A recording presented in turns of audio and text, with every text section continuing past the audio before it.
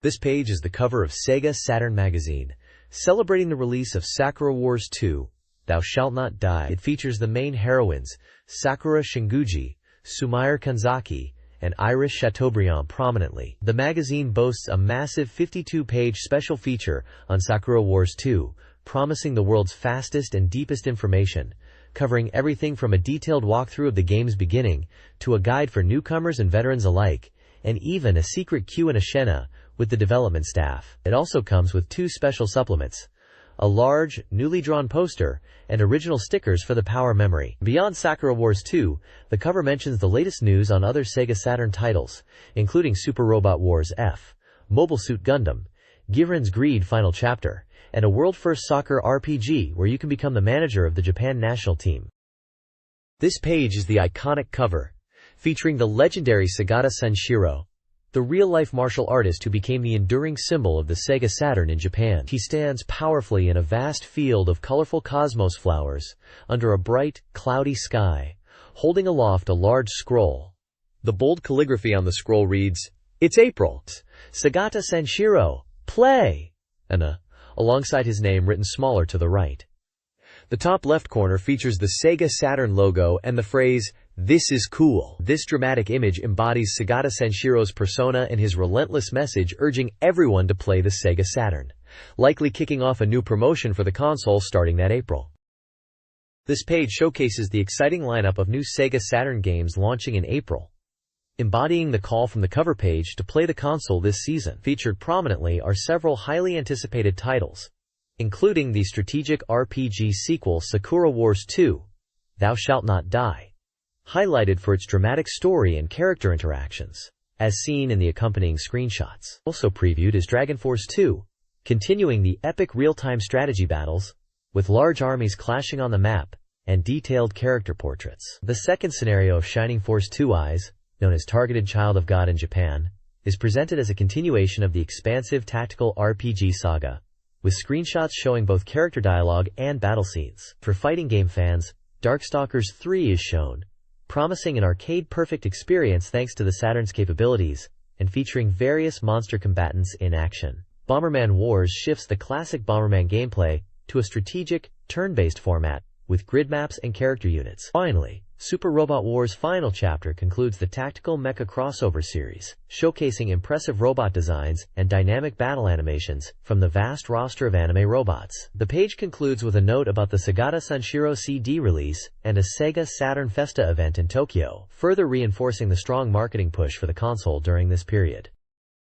This page serves as the table of contents for this special issue of SEGA Saturn magazine. The main event is clearly a massive, 52-page feature starting on page 16, dedicated to the highly anticipated Sakura Wars 2, Thou Shalt Not Die. This isn't just a simple preview.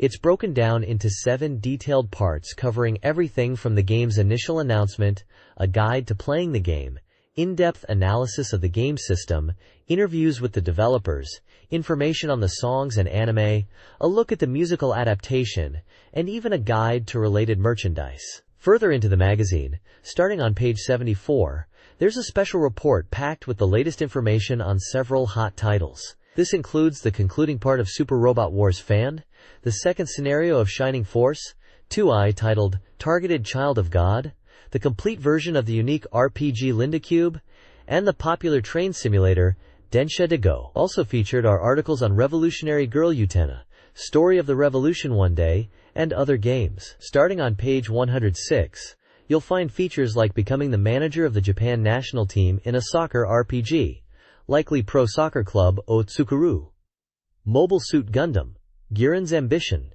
and Aim for the Lady. The section also highlights 2 new titles, Shadows of the Tusk and Square Sound Cube. An illustration of a character in a striking red dress appears alongside the content list. This page continues the table of contents, detailing more exciting content within this issue. A major highlight is a 52-page special appendix dedicated to the highly anticipated Sakura Taisen 2, Thou Shalt Not Die, starting on page 16. This section is touted as essential for any fan, promising in-depth coverage. Following this massive feature, the magazine dives into new and upcoming releases. Page 126 covers new titles like Find Love 2, The Prologue, and Mugin 2 Monogatari R. Page 128 previews games coming soon, including Super Real Mahjong, P7, Riven, the sequel to Myst, Nobunaga's Ambition, Sengoku Gun Yuden, and Sotsugyu 2-1, Wedding Bell. Starting on page 141, there's a comprehensive guide section offering detailed strategies for various Sega Saturn games. The page promises coverage for Burning Rangers, Dragon Force 2, Kamisarishi Daiichi ni, Panzer Dragoon Saga, The King of Fighters 97, and Waku Waku Puyo Puyo Dungeon. Page 68 features a special interview between two major creators discussing game production. Page 162 has a unique feature titled, Town, Let's Go to Shibuya. The right side of the page features a game index, an alphabetical listing of games covered in this issue with their corresponding page numbers, including titles like Mobile Suit Gundam, Giran's Ambition, Devil Summoner, Soul Hackers, and Linda Cube Complete Version. Additionally, the page lists regular features such as game news, reader submissions, developer interviews like Hello, Capcom, and Sunnyside SNK, and reviews and release schedules. The illustration on the page features characters from Sakura Wars 2. This page features a major announcement and creator insights. A prominent section covers Sega president Shoichiro Iizuka appearing on stage with game creator Kenji Ino. The article discusses Ino's game Did 2 and hints at its release window being towards the end of the year, with a strong possibility it will be on Sega hardware. A production announcement event for D2 is scheduled for May 23rd. Another significant news piece highlights Virtua Fighter's historic inclusion in the Smithsonian Institute's permanent collection. Recognizing its impact on information technology and contribution to art and entertainment, the Smithsonian selected the Virtua Fighter series. The page includes a screenshot from the game and a picture of its creator, Yu Suzuki, acknowledging this landmark achievement for the Japanese gaming industry. The left side of the page features a large graphic spelling out landmark, tying into this news.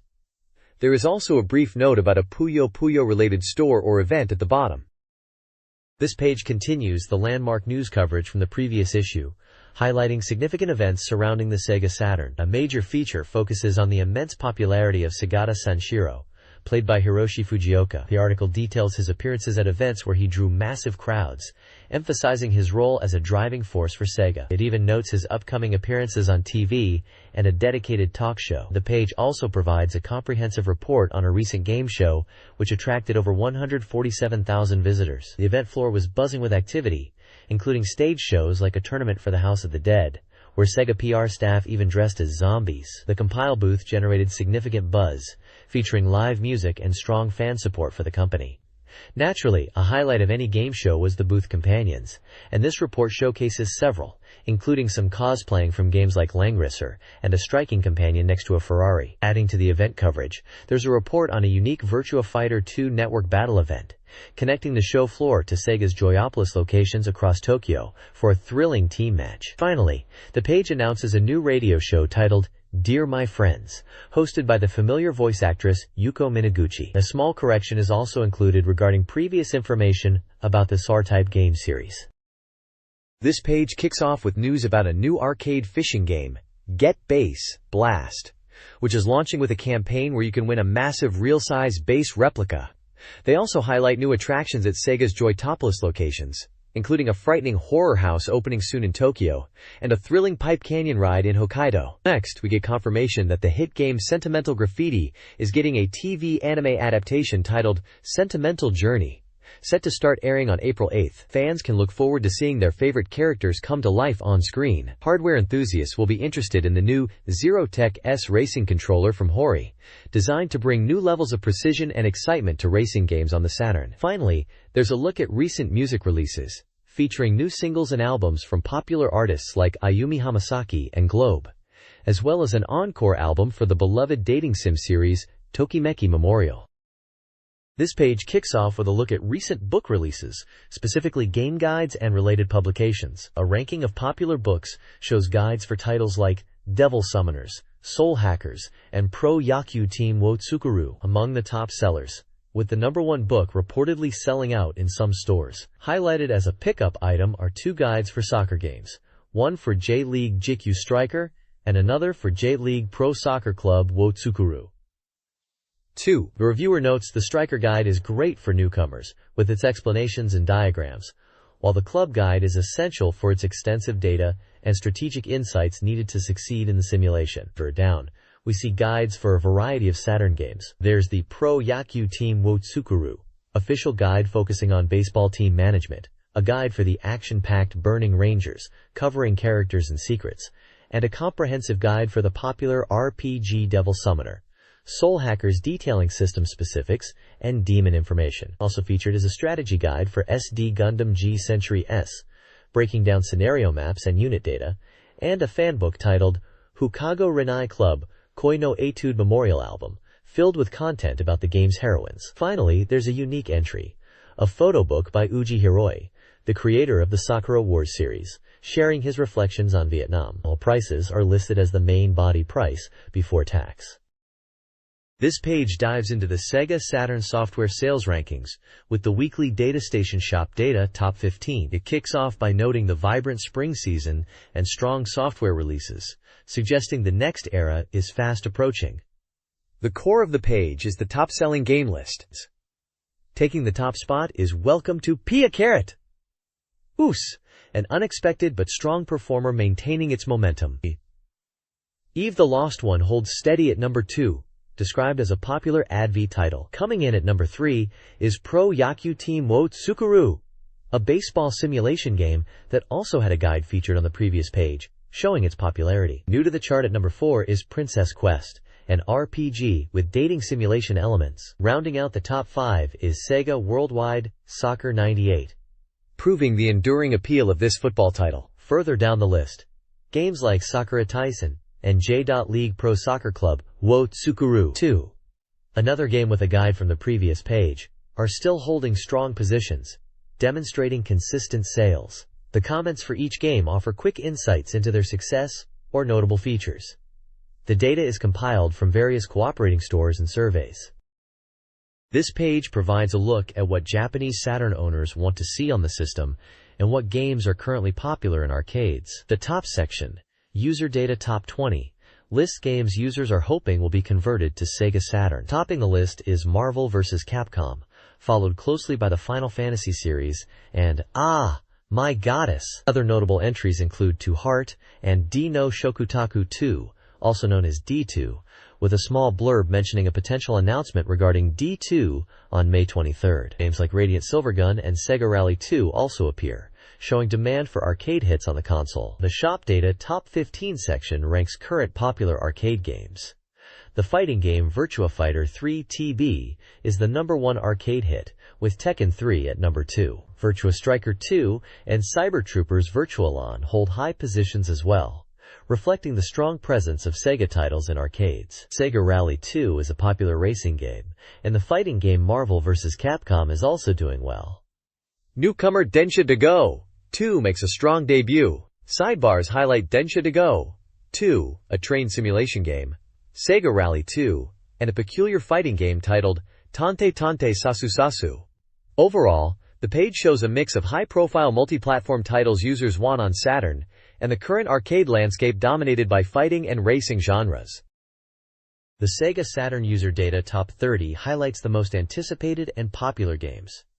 Topping the list is Sakura Wars 2, Thou Shalt Not Die, a dramatic adventure game. Super Robot Wars F, The Final Chapter, a simulation RPG, takes second place, with attention on its opening sequence. Third is Vampire Savior, Darkstalkers 3, touted as a perfect arcade port, requiring the 4 MB RAM cartridge. Mobile Suit Gundam, Guren's Ambition is the pickup game. Other notable upcoming titles include Shadows of the Tusk, with online multiplayer. The top 30 also showcases continued excitement for Virtua Fighter 3, Grandia, Resident Evil 2, and Marvel Superheroes vs. Street Fighter. Anticipated ports like Castlevania, Symphony of the Night, and strategy titles like Shining Force 2 Eye scenarios are also present. Densha de Go and Ojusama wo Nere complete the picture of a diverse and expanding library. This page presents the weekly All Soft Readers Check, a reader-voted ranking covering all 962 SEGA Saturn software titles released as of April 3rd. Readers vote and provide scores and comments, which are compiled to create this dynamic ranking. The top of the list features fan favorites, like Grandia at number 1, followed by the highly regarded visual novel A Girl Who Chants Love at the Bound of This World, Devil Summoner, Soul Hackers, Thunder Force V, and Culdicept. Battle Garega and Stellar Assault SS also make strong showings near the top. A notable new entry, Welcome to Pia Carrot, makes an impressive debut at number 8, contrasting with the debut of Eve the Lost One, which starts at 150th place. The page includes commentary on the current state of the ranking, highlighting the strong performance of new titles, and some surprising movements further down the list. Two small screenshots are shown, one from a fast-paced shooting game and another from a visual novel, likely illustrating some of the games discussed in the text. Overall, the ranking reflects the diverse tastes of SEGA Saturn owners, and the continued excitement around new releases impacting the chart. This page reviews the lower-ranked SEGA Saturn software, focusing on reader and staff evaluations of new releases. Welcome to Pia Carrot. Fakua, a visual novel, is praised for its high-quality art and voice acting, despite mixed staff scores. Eve, the Lost One, the sequel to a popular adventure series, shows improvements but suffers from issues like a passive protagonist and an abrupt ending. Dark Seed 2 faces criticism for technical issues and bugs. Elf Okaru Monotachi Hanafuda Hen, a table game, receives low scores and may disappoint fans expecting more elf content. Screenshots for each game are included, providing visual context for the reviews. This page continues the Volume 94 reader ranking for SEGA Saturn software, listing games from the mid-300s down into the 600s. This section covers titles that receive generally lower average scores from readers compared to the top-tier games, with scores mostly below 7.5 and dipping significantly lower towards the end of the list. It offers a glimpse into the reader base's less favorable opinions, featuring a mix of genres and even some entries from well-known series that didn't quite hit the mark with the audience. The structure provides the game's title, genre, and the crucial average reader score. The commentary at the bottom touches upon reader feedback concerning the rankings and highlights a large bundled poster, likely featuring the highly popular Sakura Taisen series. This page continues the reader ranking of SEGA Saturn software on the left side, listing titles further down the popularity scale as voted by readers. The main focus, however, is a spotlight article reviewing the highly acclaimed visual novel, A Girl Who Chants Love at the Edge of the World. This in-depth feature, written by Akashi Sanman, highlights the game as a recommended title, noted for its incredibly high reader score of 9.5718, despite the magazine scoring it lower at 7.0. The article praises for its profound narrative depth, describing it as a deep drama that challenges the player's perspective on societal norms and reality itself. It delves into the game's innovative ADMs, auto-diverge mapping system, a unique mechanic that allows players to explore branching timelines and parallel worlds, adding significant strategic depth to the adventure genre. The reviewer emphasizes how this system, combined with a meticulously crafted world and impactful visuals and music, creates a powerfully immersive experience that stays with the player long after finishing. Screenshots are included, showing the game's distinctive character art and interface, alongside the reviewer's own photo. The article also incorporates positive reader feedback and comments from the development staff, reinforcing the game's significant impact and reputation among fans.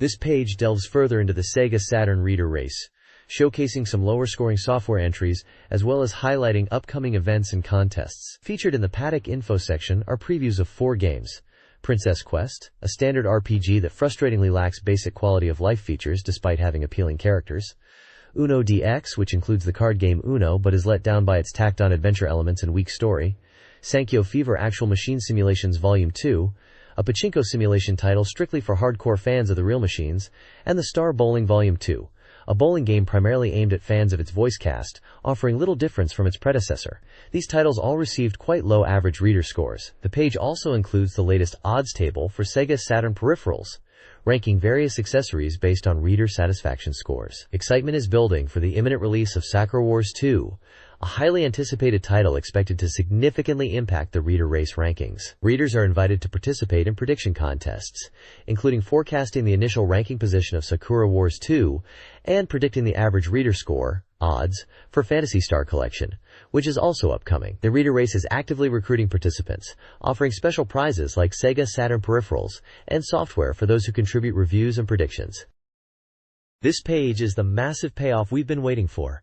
A huge feature dedicated to the highly anticipated Sakura Wars 2, celebrating its release tomorrow, April 4th. SEGA Saturn Magazine is pulling out all the stops, dedicating a whopping 52 pages to this epic title. The cover artwork features the main heroine Sakura Shinguji, sword drawn, alongside the formidable Sumire Kanzaki. The magazine boldly declares this the strongest feature in history, covering every bit of information you could possibly need. The feature is broken down into multiple parts, starting with an announcement of the release and a section promising to get you up to speed on the Sakura world in just 10 minutes.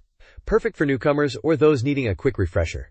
It then dives into a thorough guide for the game's opening stages, offers a secret queue and a minute with the development staff, and covers the latest media related to the series, including music and potentially anime. They even include a section on attending the live musical, and a look at all the awesome Sakura merchandise with a big giveaway. This magazine states that if you have this feature, you won't need anything else to prepare for Sakura Wars 2. It's exactly the kind of deep dive we expected for such a major release, building on the excitement mentioned on the previous page about its impact on the reader rankings. Sakura Wars 2 launches tomorrow, April 4th, after 282 days since its production announcement. Building on the original's success, SEGA is launching a multimedia extravaganza. The game's limited edition, with 500,000 copies, should be easier to acquire. The launch encompasses more than just the game. Special Sakura Wars 2 prepaid passes are available on Tokyo Metro and Keikyu lines. A SEGA official book, Hanagumi Ensign's Guide, releases soon. Furthermore, fans can enjoy a curry snack with collectible cards and Sakura Wars songs at SEGA Kara Karaoke, including Geki, Taikoku Kagekidan, Kai, launching tomorrow. This release marks the beginning of a significant entertainment experience. The Tokyo Game Show on March 21st and 22nd heavily promoted Sakura Wars 2 at the SEGA booth. The event showcased the upcoming game with crowded displays, character exhibits, and a dedicated stage. A talk show featured key development staff and voice actors, including Hiroi Oji, Kohei Tanaka, Chisa Yokoyama, and Ura Takano, generating buzz. Attendees received a promotional video with limited distribution. Core staff comments were shared. Director Naoki Morita discussed the project's evolution. Setting designer Ryo Kaneko emphasized world-building detail. Character designer Satoru Akahori highlighted collaborative effort, and mechanical designer Futatoshi Nagata focused on improved mecha designs. The event successfully built excitement for Sakura Wars 2, following the previously detailed multimedia push. At the Tokyo Game Show, a stage event for Sakura Wars 2 revealed a new summer song show, touted as the greatest work by producer Hiroi Oji. Voice actors like Noriko Hidaka, Lenny, and Chisa Yokoyama, Sakura, shared anecdotes about the recording process. Key development staff offered insights. Producer Tomoyuki Ito focused on enhancing character appeal through improved systems. Development director Akira Nishino discussed the balancing act and new systems. Chief programmer Yuichi Matsuoka detailed the implementation of new gameplay mechanics and visual effects. Chief designer Chi Yoshida emphasized the extensive redesign, including character models and mech animations, showcasing the sequel's dedication to detail.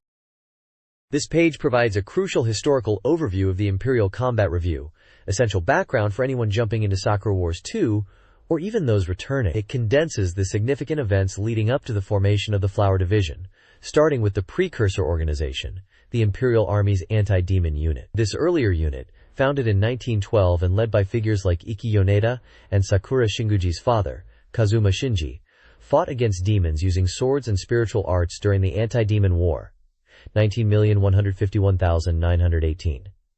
The page highlights the brutal reality of this conflict, mentioning casualties and the limitations of their methods against powerful demons, including the disappearance of Yoneda's ally and the death of Sakura's father. Images depict figures from this era and scenes from the war. Following the war, the page transitions to the period from 1920 to 1922, detailing the conceptualization and activation of the Imperial Combat Review. Driven by the development of spirit energy physics and the need for a new defense strategy, the idea of a combat unit utilizing this power took shape under Yonkengrata. A key part of this phase was the global scouting effort led by Ayame Fujieda to find individuals with high spiritual power. The page features images of some founding members being scouted: Kana Kirishima in Okinawa, Maria Tachibana in New York, and Iris Chateaubriand in France. This historical context is vital for appreciating the foundation and challenges faced by the team in Sakura Wars 2.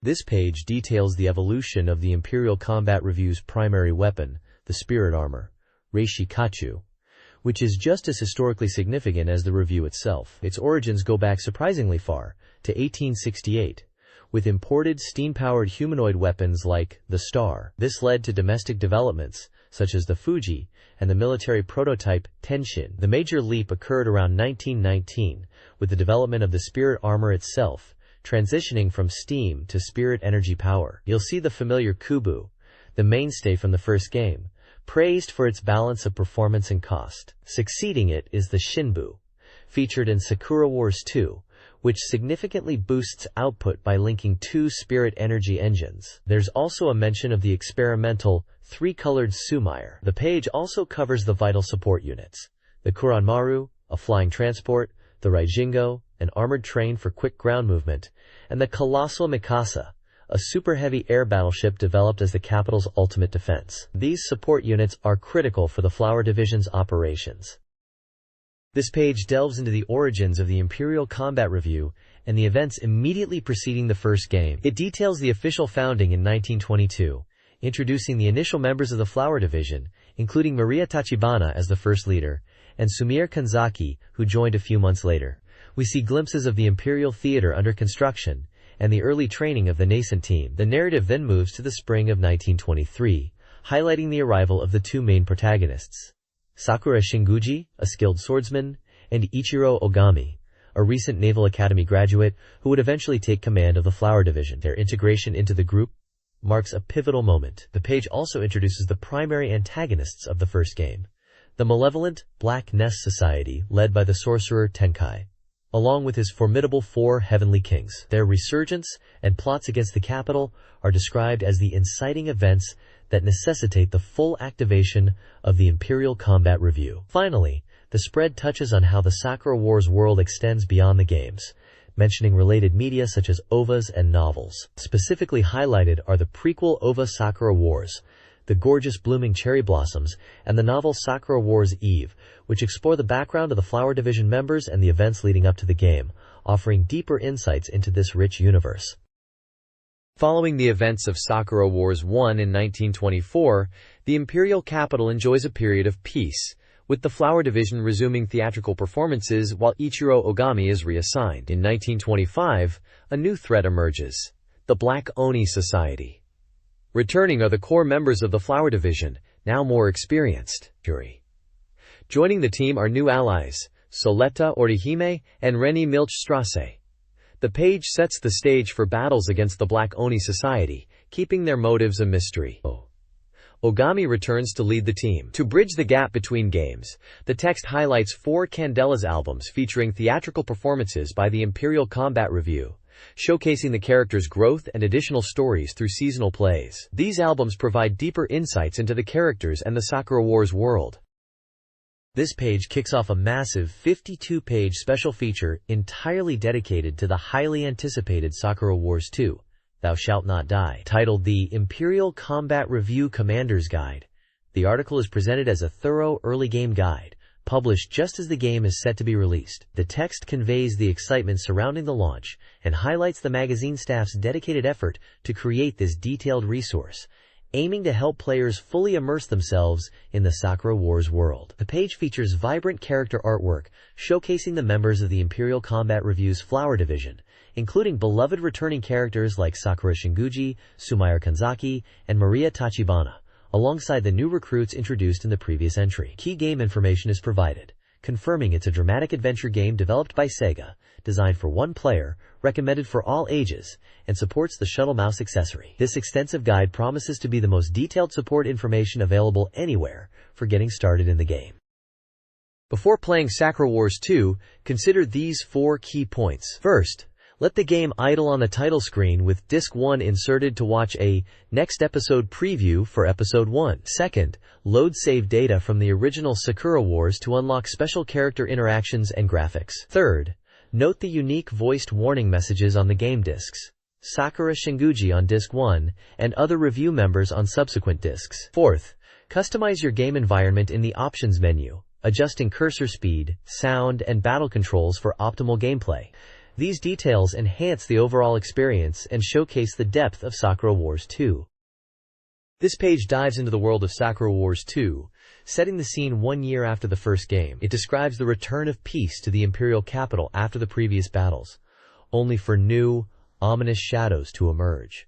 Central to this is the return of the protagonist, Ichiro Ogami, the man who led the Imperial Assault Force's Flower Division and restored peace. Ogami is highlighted as the player's avatar, leading a busy life, balancing both combat and daily interactions with the team. Having come from the Navy, he was initially quite pragmatic, but the page notes that being surrounded by the girls has helped him become more natural and less stiff, increasing his charm. In combat, Ogami wields swords, specifically a large and small sword in a two-sword style. His primary attack range is a straightforward one, square right in front of him, meaning you need to get up close to enemies. Despite the short range, his attack power is quite high, so the advice is to close the distance without hesitation. His powerful special attack is the Wolf Tiger Extermination, Heaven and Earth One Arrow, which focuses immense spirit power into a single, devastating strike with his two swords, showcasing the potent capabilities of his Kubu mech. The page also humorously points out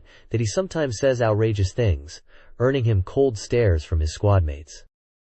This page details Ichiro Ogami's return to the Imperial capital after a naval training exercise and his meeting with Commander Iki Yoneda. Despite being back from naval duty, Ogami is surprisingly asked by Yoneda to return to the Imperial Assault Force. Initially confused, Ogami accepts this reassignment, which is framed as a direct order he cannot refuse. The page highlights the LIPS, Live Interactive Picture System, mechanic, which determines Ogami's actions and dialogue. The very first LIPS choice in Sakura Wars 2 involves responding to this reassignment offer. A particularly crucial LIPS moment is also showcased. Yonineda asks Ogami if there is anyone specific he has feelings for among the Flower Division members. The LIPS options presented include the names of the main heroines, Sakura Shinguji, Sumire Kanzaki, Maria Tachibana, Kana Kirishima, and Iris Chateaubriand, along with an option to pause or wait. This choice is emphasized as a pivotal moment that will influence the direction of the game. Sakura Shinguji, the 19-year-old heroine of Sakura Wars 2, is introduced. Born in Sendai, she arrives in the capital to honor her father's wish and join the Imperial Assault Force. She wields her father's sword, Raikanaraga, and the Hokushin Itoryu swordsmanship. Previously, she battled demons alongside Ogami, showcasing immense spiritual power. Sakura is sincere but sometimes clumsy due to her emotions, adding to her charm. She shares a strong bond with her squad, especially Sulamire. Following the first game, Sakura diligently trains to control her powers, awakened during the 6-star Demon Descent Formation incident. Her life is a blend of fighting demons and performing with the Imperial Opera Troupe. The page hints at her continued adventures in the new game, with screenshots depicting her interactions with Ogami and her squad. This page delves into the heartfelt thoughts of Sakura Shinguji for Ogami. Picking up from their reunion in Sakura Wars 2, it details their meeting at the Sumida River after a year apart, where Sakura, filled with emotion from seeing Ogami, struggles to express herself. The numbered screenshots and dialogue boxes walk through key moments of this reunion, showing her initial shyness and inner turmoil as she reflects on their past and future. Despite her emotional state, she pushes forward alongside Ogami towards the Ginza Imperial Theater, reflecting her dedication and evolving strength. The page also provides a tactical breakdown of Sakura's Kubu unit, highlighting its combat characteristics. It's designed as a frontline machine specializing in direct attacks, using a Japanese sword made of Sailusu steel. Her standard attack has a straight-line range of 1 square, while her special move, the Hajaken Sei Uka Mushao, extends this to a straight-line range of 5 squares. This section emphasizes her role as a powerful close-quarters fighter, vital to the Imperial Assault Force's strategy. An illustration of Sakura in her iconic pink uniform adorns the right side of the page, visually reinforcing her presence. Sulamire Kanzaki, the graceful heiress from Sakura Wars 2, is a skilled swordswoman and star. As the daughter of a powerful industrialist, she excels in traditional arts, and possesses a seemingly perfect personality, often perceived as a flaw. Her strong will clashes with others, particularly Kana Kirishima. In the original Sakura Wars, Sumire contributed to the creation of the spirit armor, Kubu. In Sakura Wars 2, she evolves, learning to work in a group, and demonstrates surprising consideration for others. Notably, she secretly worked to avert an economic crisis. The page explores her growth, showcasing her stage attire, haughty dialogue, and conflicts with Kana. This page continues the focus on Sumire Kanzaki from Sakura Wars 2, detailing a significant scene involving her and the protagonist, Ugami. Titled, A Secret Feeling Transcends Distance, the top section describes their reunion after Ugami's return to Tokyo. Despite her seemingly perfect facade, Sumire shows a softer side during this emotional meeting by the Sumida River, where cherry blossoms are falling. However, the scene takes an unexpected turn, when Sumire suddenly leaves to return to her family home in Kawasaki, after walking with Ugami towards the Grand Imperial Theater, leaving him surprised. The text hints at a reason for this abrupt departure. The bottom half of the page delves into Sumire's combat capabilities as part of the Flower Division, titled, Confidential Matter No. 4, Wielding the Naginata, Clearing Enemies with a Single Swing. It explains that Sumire is a master of the Naginata, showcasing her proficiency in the Kanzaki family's martial arts style. Her normal attack strikes enemies in a straight line, while her special move, Kanzaki Wind Dust style Sparrow Flock Dance, unleashes a devastating attack covering a wide area. Strategic tips are provided, recommending her position on the front line for durability, but suggesting she move behind others in tight spots, or when cornered, leveraging her wide area attack effectively. The page includes screenshots illustrating her attacks and character art. This page provides a detailed profile for Maria Tachibana, the calm and collected mediator of the Flower Division in Sakura Wars 2, Thou Shalt Not Die. It lists her basic information including her age, birthday, height, weight, measurements, blood type, and birthplace, noted as Russia equals Ukraine, Kiev. The page delves into Maria's complex backstory, explaining her involvement in the Russian Revolution, where she fought bravely and earned the codename Kusari, meaning crane. Despite her remarkable combat prowess, she suffered a deep emotional wound from the loss of her commander, which led her to disappear after the revolution. Living quietly in New York, Maria was eventually found and recruited into the Imperial Assault Forces Flower Division by Kana Kirishima, the deputy commander. Initially reserved and having difficulty opening up, her past trauma resurfaced during the conflict against the Black Sanctum Society, particularly through encounters with Kosuke Katana, one of their Death Kings, who exploited her old wounds. However, fighting alongside Ugami and the rest of the Flower Division helped Maria confront and begin to heal from her past. The page notes that after the battle with the Black Sanctum Society, she decided to stay with the Flower Division, making peace with her difficult history. Screenshots illustrate key moments from her story arc, including her time away, a moment of shock, and a conversation with Ugami reflecting on her journey. This page continues the focus on Maria Tachibana from Sakura Wars 2, Thou Shalt Not Die, detailing her emotional reunion with Ugami. It describes Ugami finding Maria by the riverbank, a year after her expected departure for New York, marking a touching reunion. The page showcases a sequence of dialogue moments, starting with Ugami calling out to her, followed by Maria expressing her honor at being able to work alongside the captain again, and asking him to look after the Flower Division as she prepares to depart, presumably on a mission. The latter half of the page provides a combat profile for Maria, highlighting her role as a rear support unit specializing in firearms. Her standard attack uses a special automatic rifle, hitting a single target in a straight line with good damage and rate of fire. Her special attack, called Piakova Yama, utilizes wrist-mounted rocket launchers to deliver a powerful blow to a single target up to 5 squares away in a straight line, dealing increased damage based on spirit power. This special attack is effective against bosses and even regular enemies, making her a versatile and valuable asset for backline support. This page continues the extensive look at Sakura Wars 2, Thou Shalt Not Die, shifting focus to the Flower Division's adorable mascot, Iris Chateaubriand. We get a profile for the 11-year-old French millionaire's daughter, highlighting her immense spirit power that initially caused her to be feared and live a lonely childhood. Her backstory explains how this power led to her confinement, but also her eventual adventure in Paris after a kidnapping incident in 1921, where she was scouted by Ayame Fujieda and brought into the Imperial Combat Review. Before joining, her only companion was her teddy bear, Jean-Paul, but being surrounded by the team helped her open her heart and reveal her innocent nature, making her the team's mascot. Several screenshots showcase Iris, including a heartwarming one where she tells Ugami they can remain lovers, and another showing Jean-Paul accompanying her. A more dramatic image depicts her spirit power going wild from fear, emphasizing the volatile nature of her abilities. The article notes that while she sometimes acted childishly, she also desired to be an adult. Now, a year later, the page speculates on how this period of emotional growth might have changed her, wondering how the young girl will have matured in Sakura Wars 2.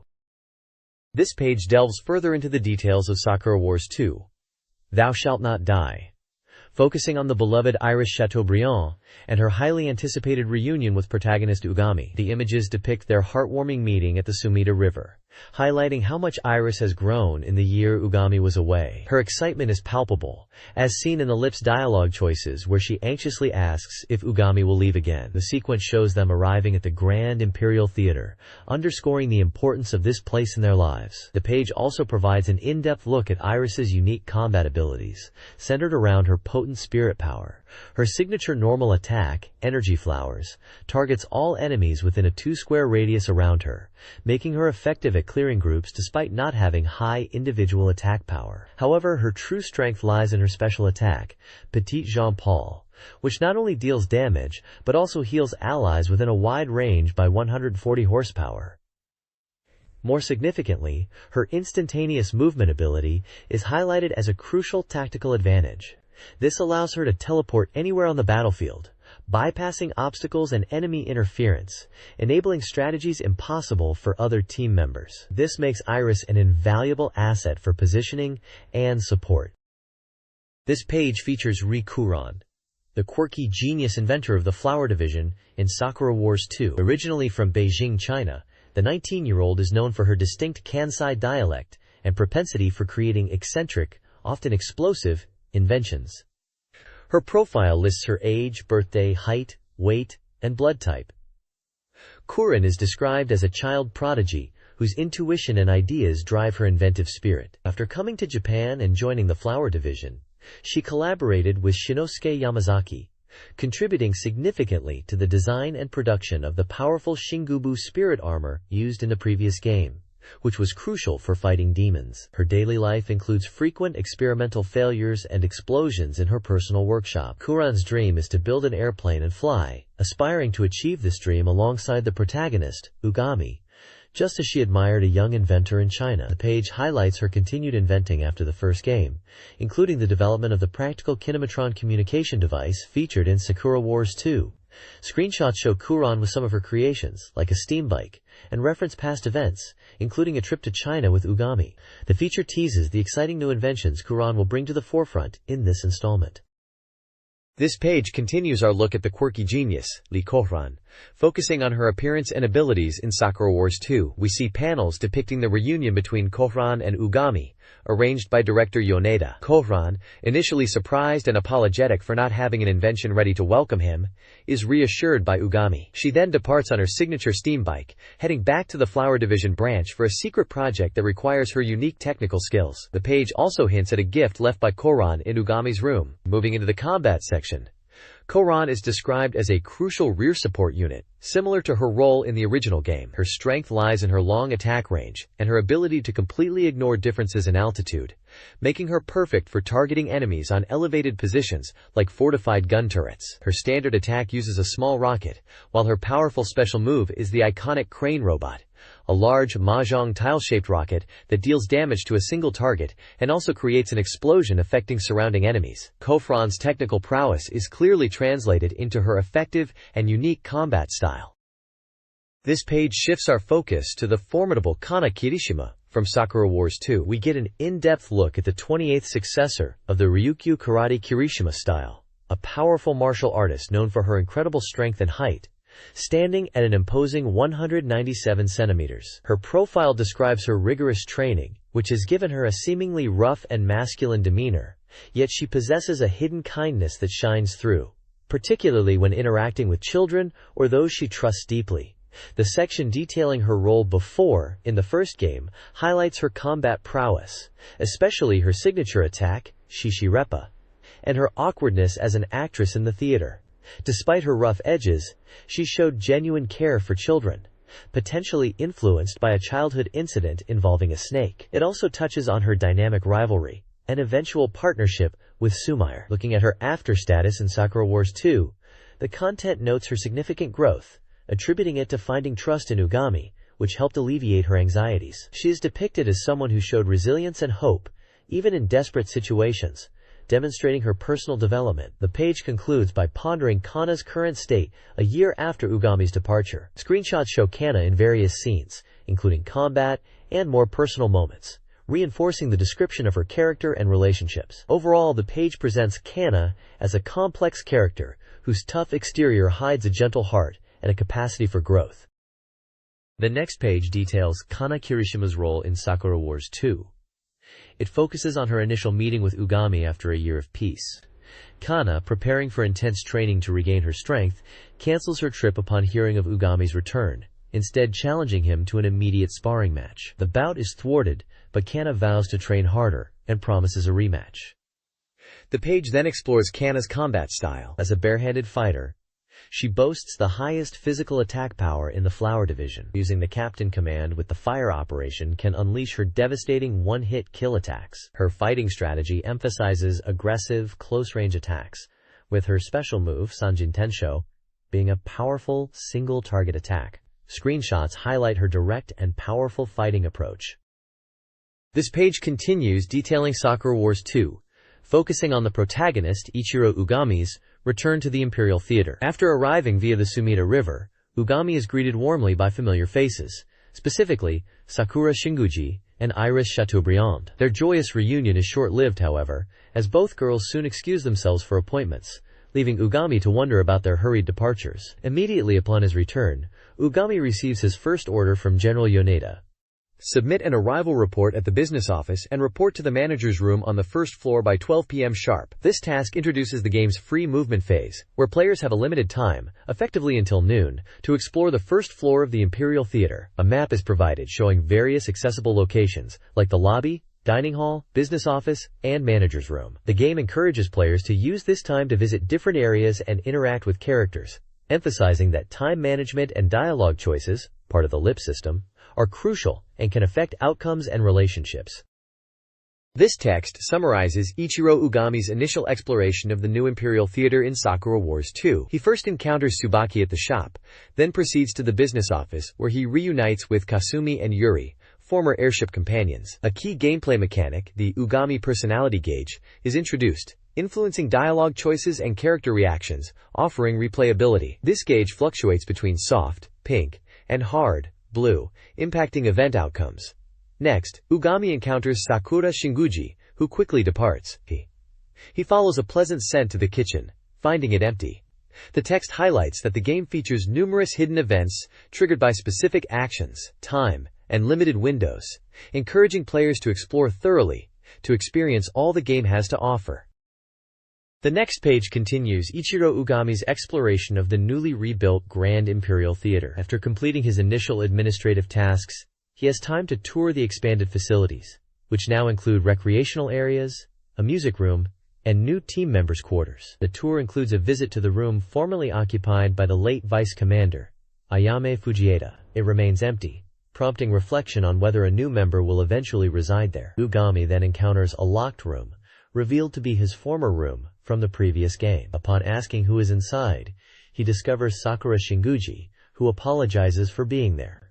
This interaction highlights the game's focus on revisiting familiar locations and finding characters in unexpected places. Moving to the second floor, Ugami hears Sakura and Iris talking. Players are given the choice to either join their conversation or listen from outside, showcasing the dialogue options and potential for discovering hidden events. A key interaction detailed is a chat with Iris on the second floor.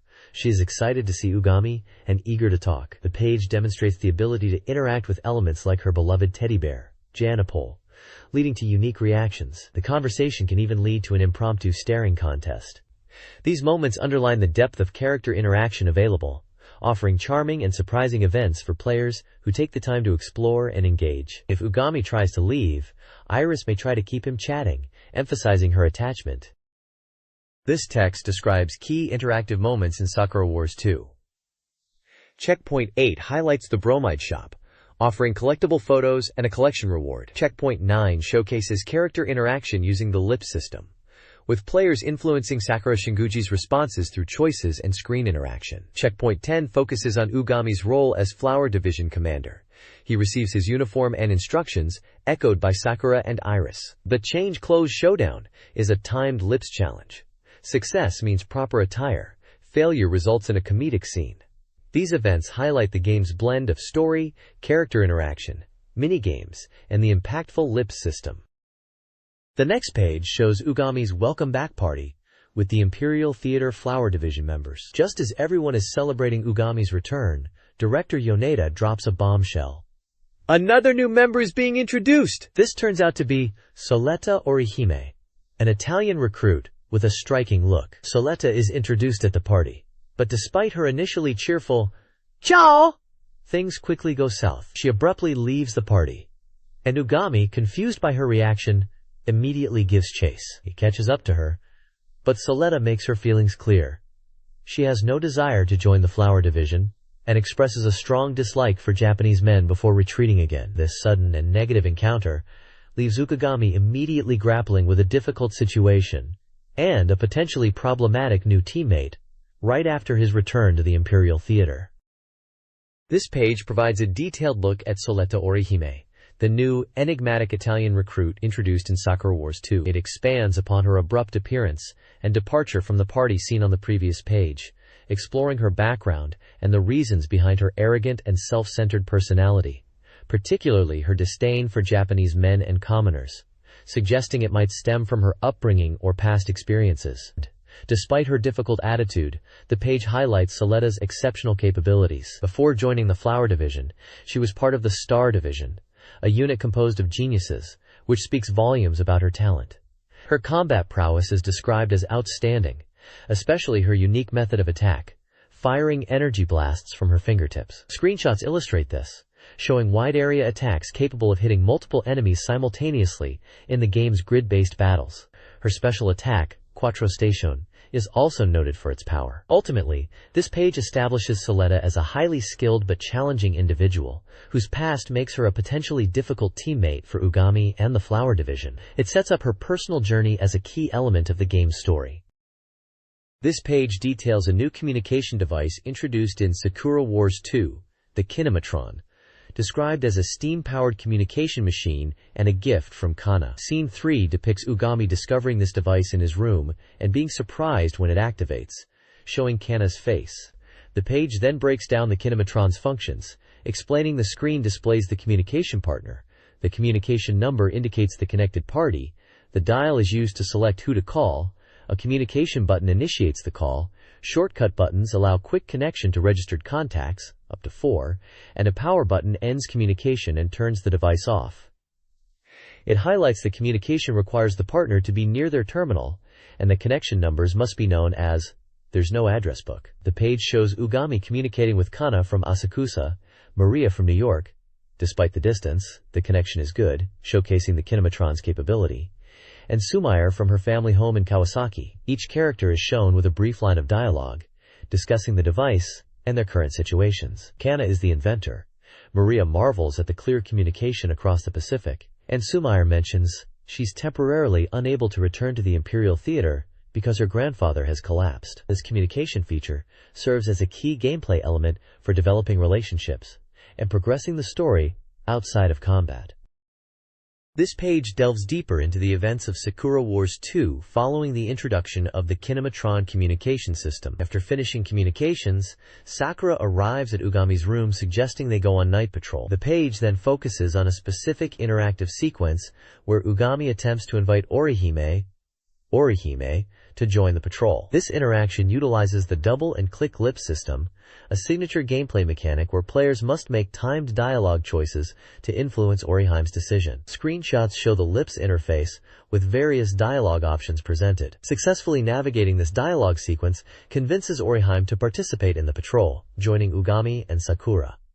Failure, however, means she declines. The feature highlights how these nighttime scenarios offer unique story events distinct from the daytime activities, adding depth to character relationships and gameplay. This page dives into specific night patrol events in Sakura Wars 2, detailing potential scenarios depending on player choices. It breaks down the patrol into 3 key checkpoints.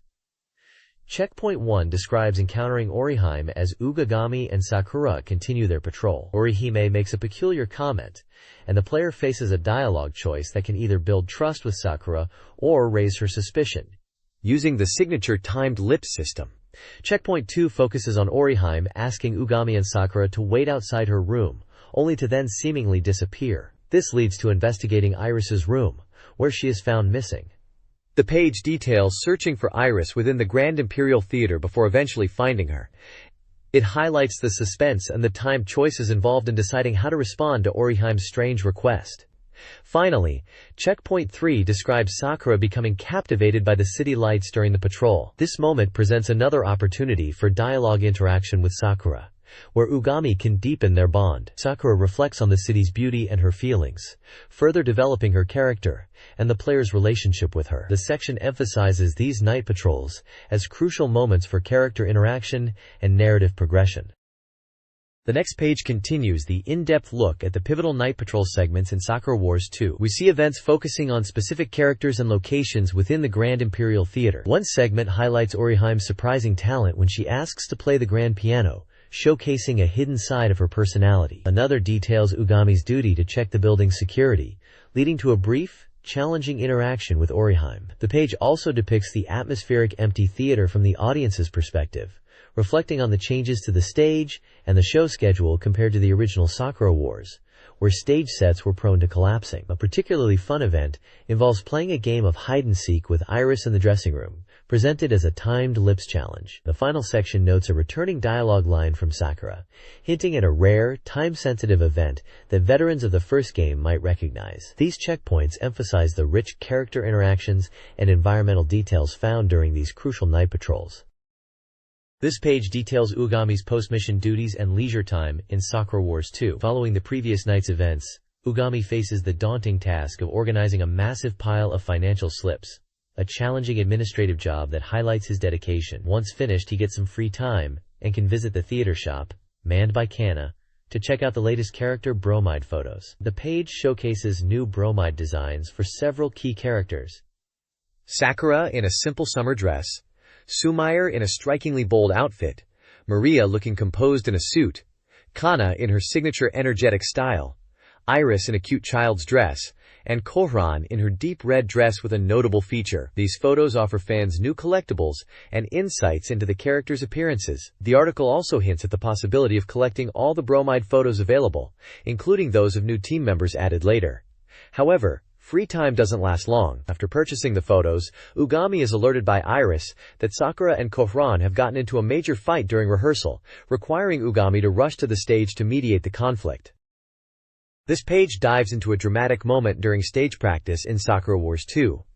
We see Sakura attempting to rehearse lines with Orihime, who is being completely uncooperative. Orihime insists that simple practice is useless, and that she needs inspiration, not repetitive drills. Ugami, observing from the side, steps in to try and mediate, only to be met with accusations from Orihime, who calls him a nosy eavesdropper with questionable hobbies. Despite Orihime's stubborn refusal to practice or even move, Ugami is determined.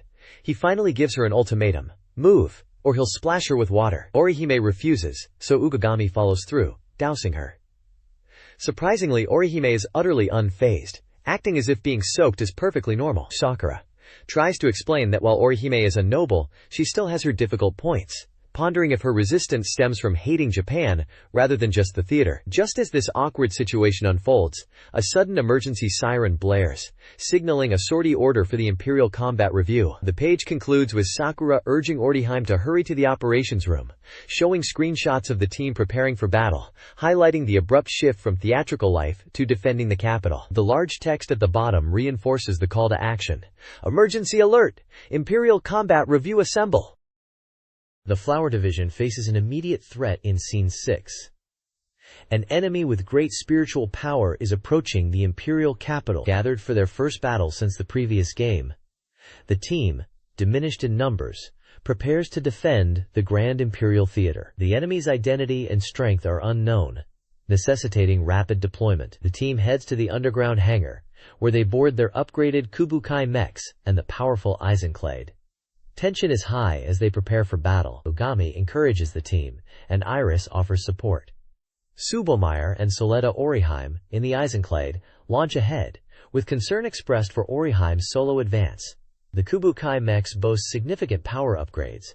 The page ends with the Eisenkleid's launch, marking the start of the intense battle. This page covers the dramatic start of the first major mission for the renewed Flower Division in Sakura Wars 2. Following the events on the previous page, the team launches their upgraded Kubukai mechs to pursue Orihime, who raced ahead in the Eisenkleid. Under Captain Ugami's command, the Flower Division, including Sakura and Iris, is ready for battle, receiving sortie orders that are perhaps playfully coded as preparations for Hanami. Orihime, having already reached the battlefield in the Eisenkleid, demonstrates her formidable power by quickly defeating multiple enemy mechs with energy attacks, proving any initial concerns for her solo charge unnecessary. The enemies they face are revealed to be Kyoshiki Kubukai, mechanical foes that bear a striking resemblance to those from the Black Circle organization in the first game. These resurrected machines are shown causing significant damage, destroying buildings, and even the steam train Taikoku in Ginza. Despite the threat, Sumair Kanzaki offers a characteristically confident and slightly critical comment, suggesting the enemies aren't as formidable as others might think. The section highlights the Kubukai mechs launching, emphasizing their readiness for the debut battle of this new team configuration. The battle in Sakura Wars 2 continues after Orihime's advance, with the Flower Division arriving to protect the Grand Imperial Theater. The primary objective is to defend the theater while defeating enemy Kyoshiki Kubukai.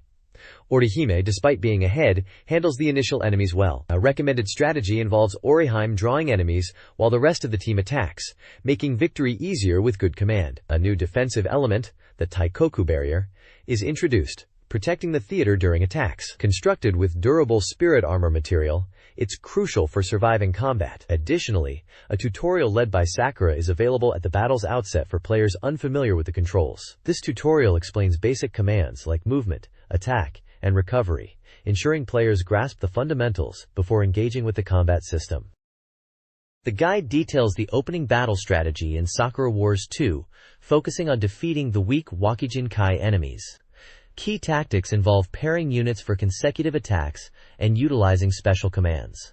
Players are encouraged to maximize damage by considering range and enemy density, pairing Sumair and Iris for clustered enemies, and Ohagami and Sakura for single targets. Cooperative attacks are emphasized. Crucial commands include communication for objectives and hints, guard for defense, allowing Ogami to protect allies, and captain, which enables tactic changes, wind, forest, fire, mountain, to adjust stats.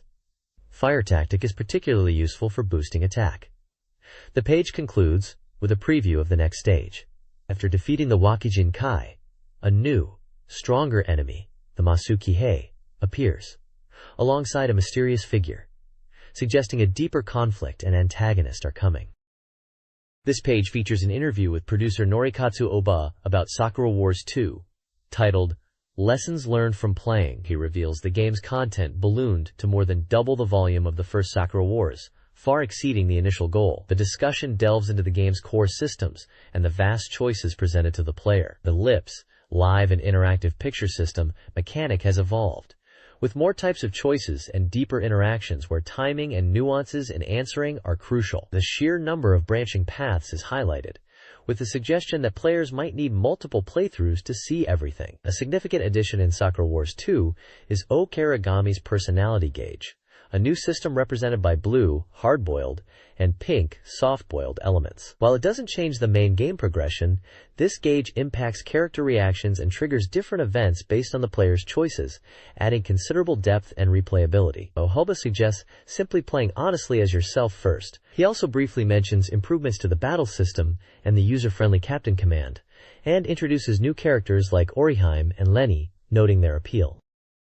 This page delves deeper into Sakura Wars 2, focusing on gameplay systems and content. It highlights the enhanced battle system, specifically introducing the Captain Command, a new mechanic that integrates player choices and relationships from the LIP system into strategic combat, allowing for more nuanced control and feeling like a true commander. The complexity behind the game's extensive branching storylines, driven by player interaction, is acknowledged, underscoring the development effort. Furthermore, the game is packed with seasonal events, adding richness to the world. Beyond the main narrative and battles, the page reveals a wealth of bonus content, including various minigames and the Kinematron communication device, promising plenty of extra fun. The prominent title proclaims that 2 signifies more than just twice the content, suggesting a significant leap forward. Producer Norikatsu Okaba's final message reinforces the game's quality and urges fans to experience it themselves.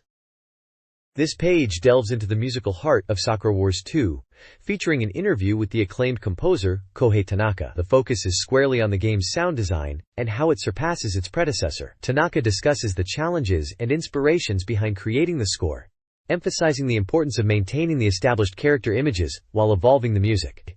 He highlights the shift towards a more human, less mechanical sound, believing this approach resonates better with players. The page also previews the Sakura Wars 2 Song Collection album, which compiles all the vocal tracks from the game, set for release on April 29th. A separate single CD featuring the opening theme, Geki, Taikoku Kagekidan, Kai, is also announced for an April 17th release.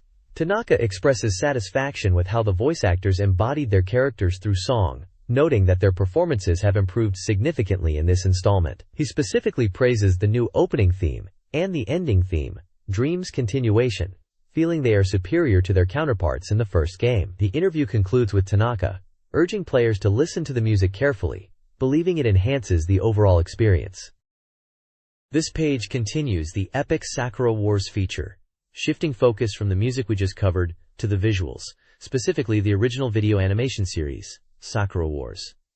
Uka Ken Mukron. This part dives into the third episode, titled Spring is Yayoi's First Battle. The page highlights key moments from this OVA episode, focusing on rookie Sakura Shinguji's initial struggles with her signature mech, the Kubu, during combat training. We get a look at scenes showing the Imperial Opera Troupe's dual life, balancing their dramatic stage performances with their true duty as the Flower Division, protectors of Tokyo. Several screenshots are featured, showcasing the main cast, dynamic shots of the Kubu mechs in action, and even a glimpse of a new, shadowy threat known as the Black Congregation, led by the mysterious Tenkai, emerging from the city's underbelly. The OVA episode itself was set for release on LD and video on May 25th, promising more of the blend of character drama and steam-powered mech combat that defines the series. It really underscores the challenges the team faces, both in honing their skills in the Kubu and maintaining their public facade as opera stars.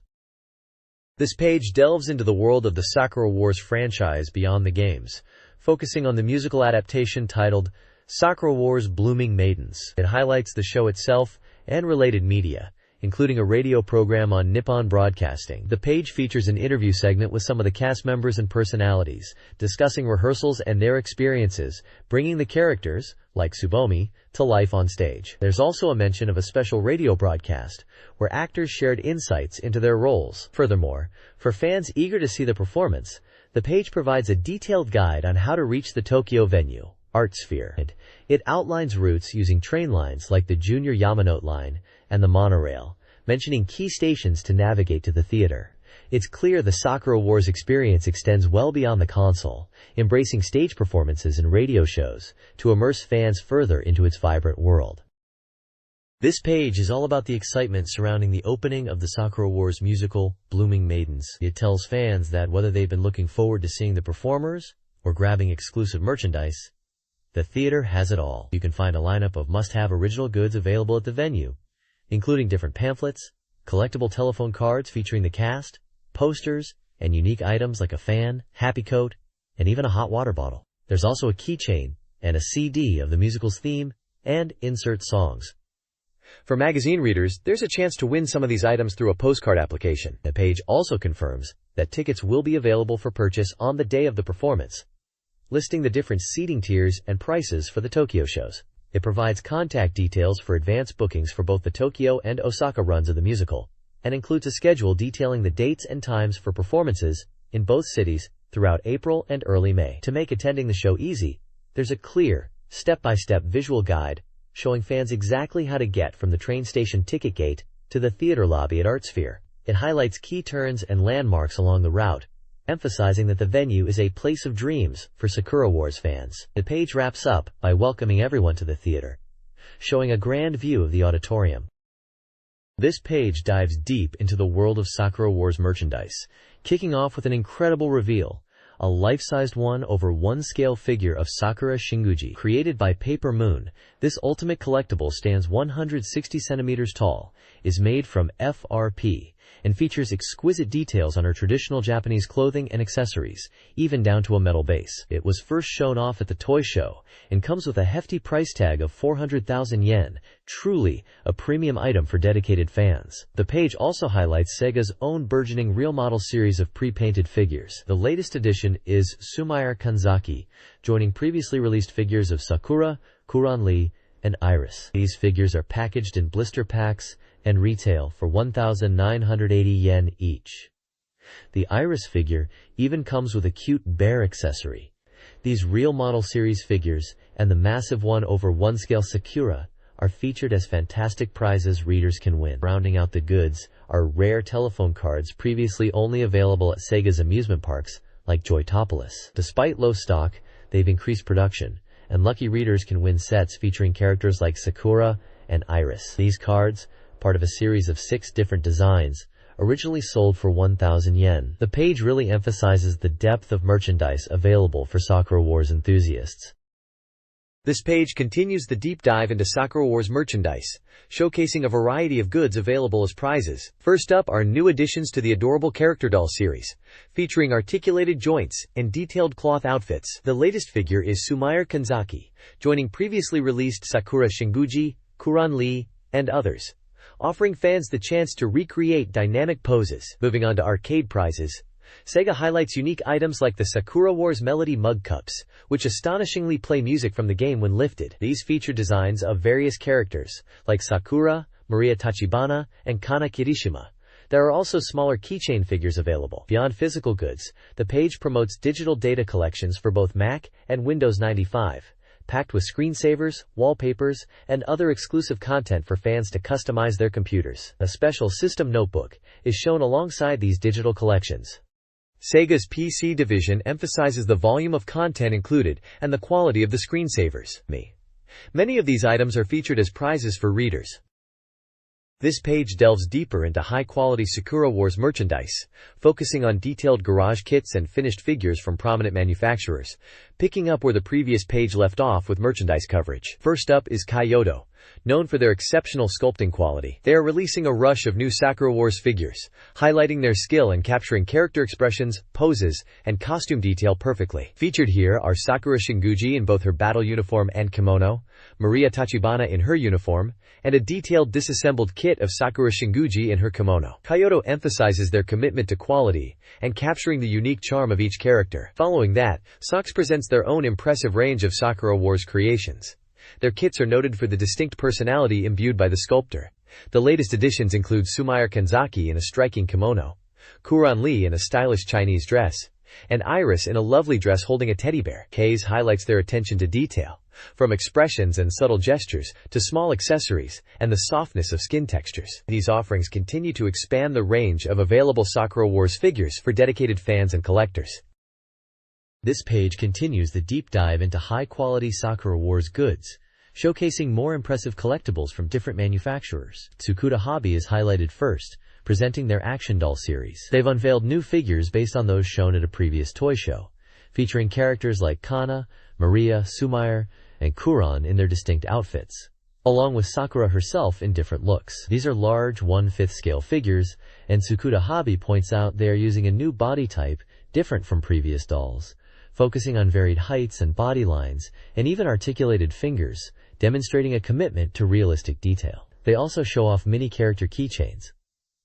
Next up are finished figures from Bandai. These are smaller, pre-painted figures of Sakura, Kuran, and Iris, noted for their accessible price point. Bandai mentions their confidence in these figures, emphasizing how well they capture the character designs, right down to small details like accessories and the softness of textures, including special bonuses like Makoto-kun for some characters. Finally, Kotobukiya features a stunning 1/8 scale resin cast kit of Sakura Shinguji. This figure is praised for its dynamic sculpting that gives a sense of movement, as if reacting to the wind. Kotobukiya emphasizes the high quality and detail, particularly in the hair and clothing, stating it's among the best in the industry for its size, truly capturing the charm of Sakura.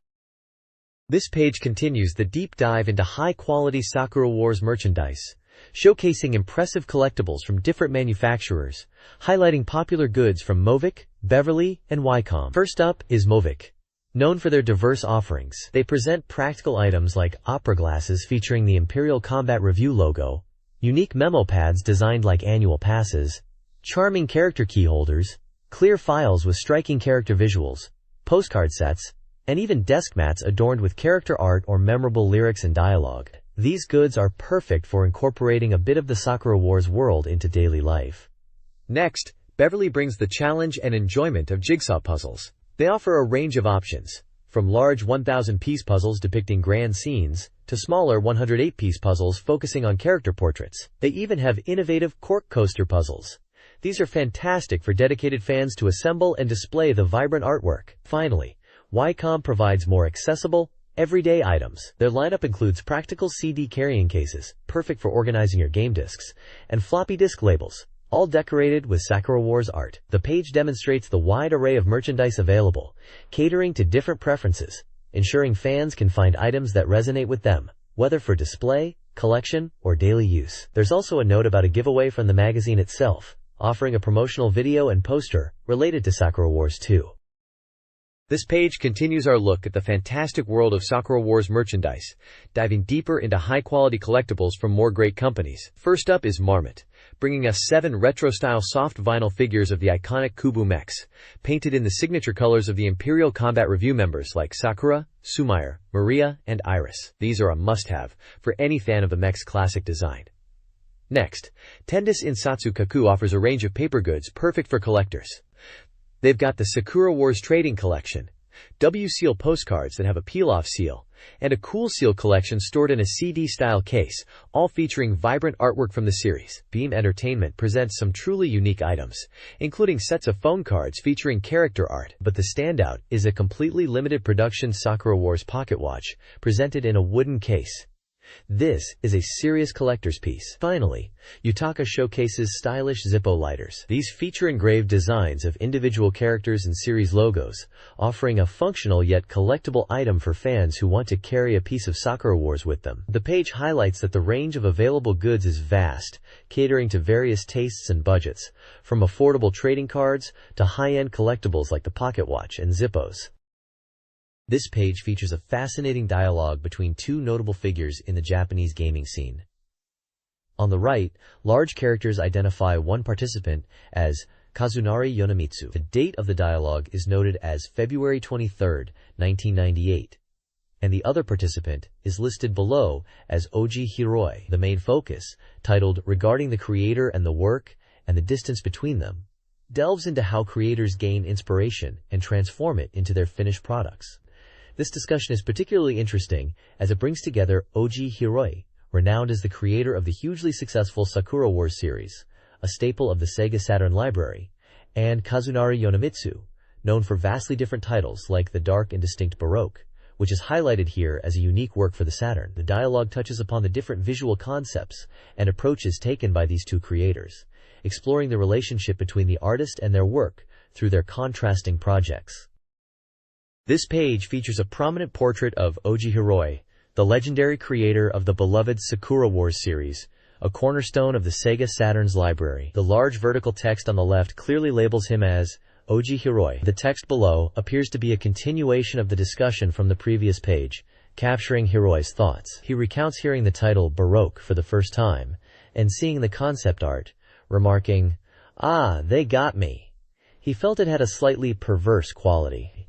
He notes that while the illustrations and world setting evoked an ominous, Gothic novel atmosphere, the title chosen was Baroque, a word with a more glamorous impression. He concludes, thinking, "There's definitely something to this," laughs. He seems to be commenting on the striking juxtaposition of the dark visuals and the title, appreciating the unconventional nature of the game's presentation, compared to his own work like Sakura Wars, which is also mentioned later in the broader conversation as using kanji titles. This offers a brief glimpse into Hiroi's perspective on creative decisions in game development.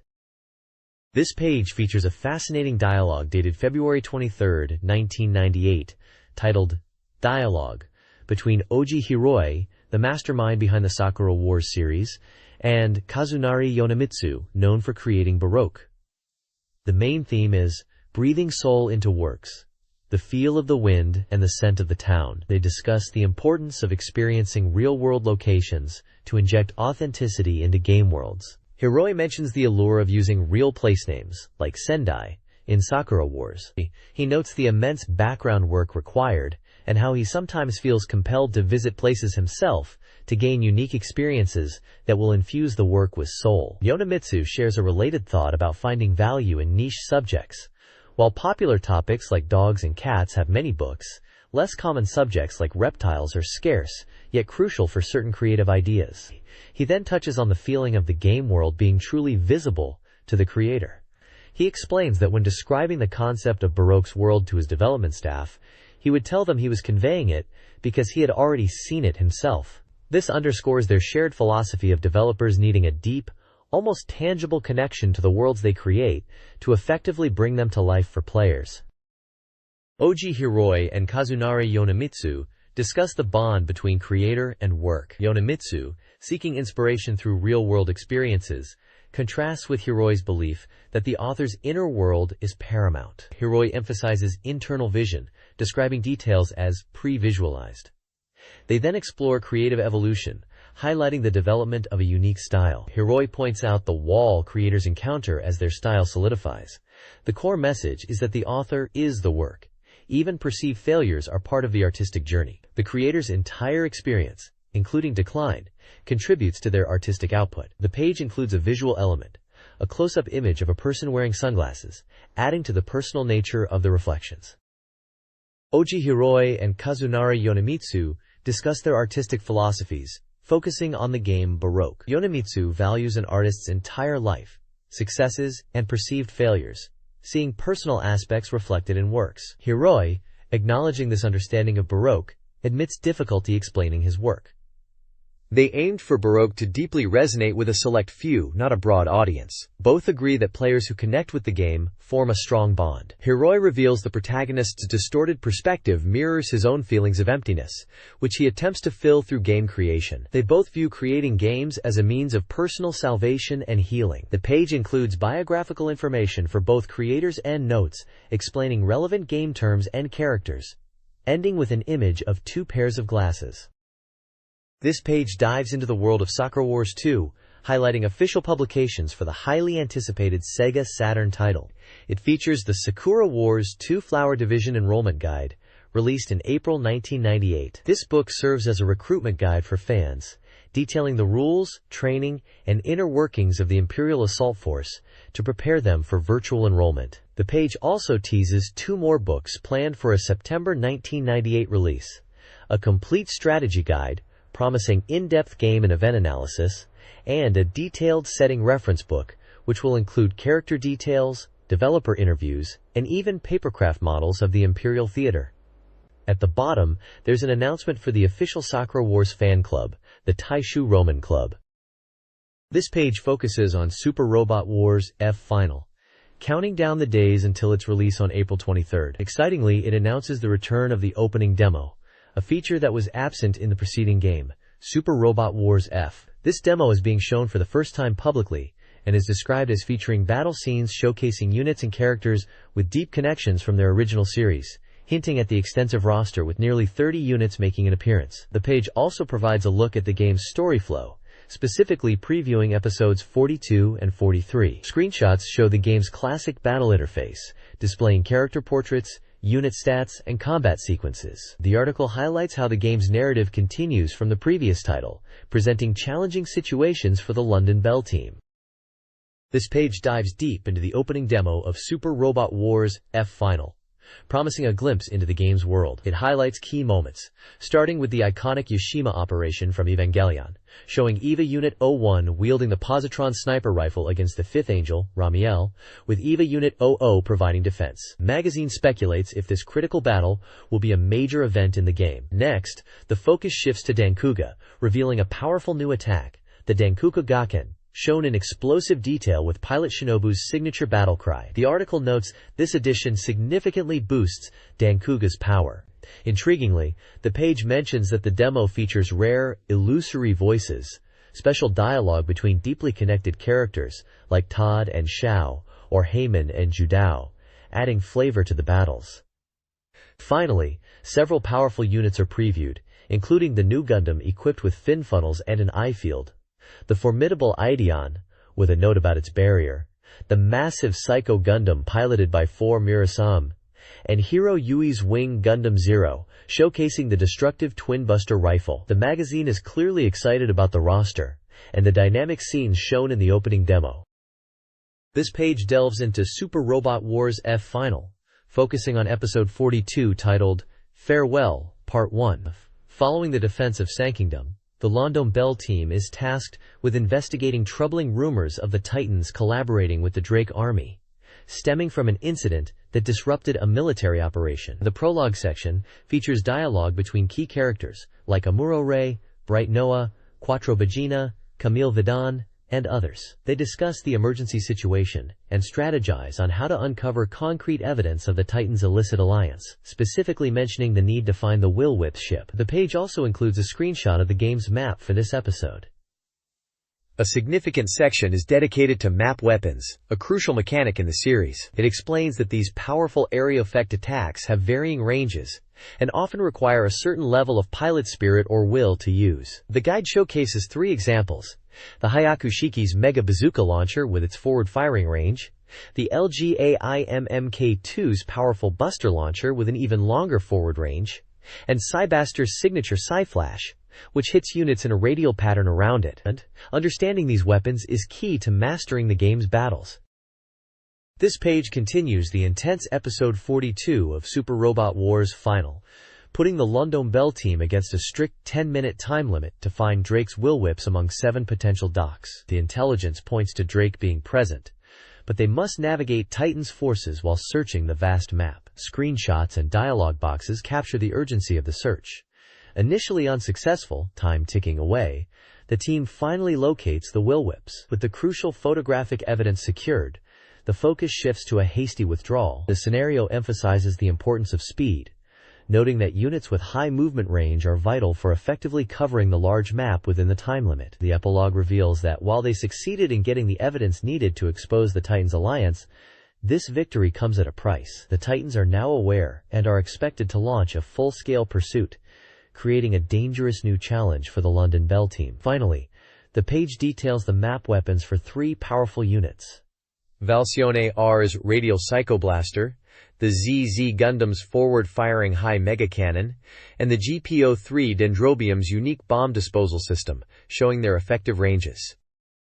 The next page delves into episode 43 of Super Robot Wars F Final, titled Farewell, Part 2. The story continues from the London Bell team successfully obtaining evidence of the Titans' alliance with Drake, and now they face pursuit. The pursuit force is revealed to be the Federal Army, led by Bran Blutarch, acting under orders from the Titans' Gadif. London Bell attempts to avoid fighting the Federal Army, hoping to present their evidence to Bran.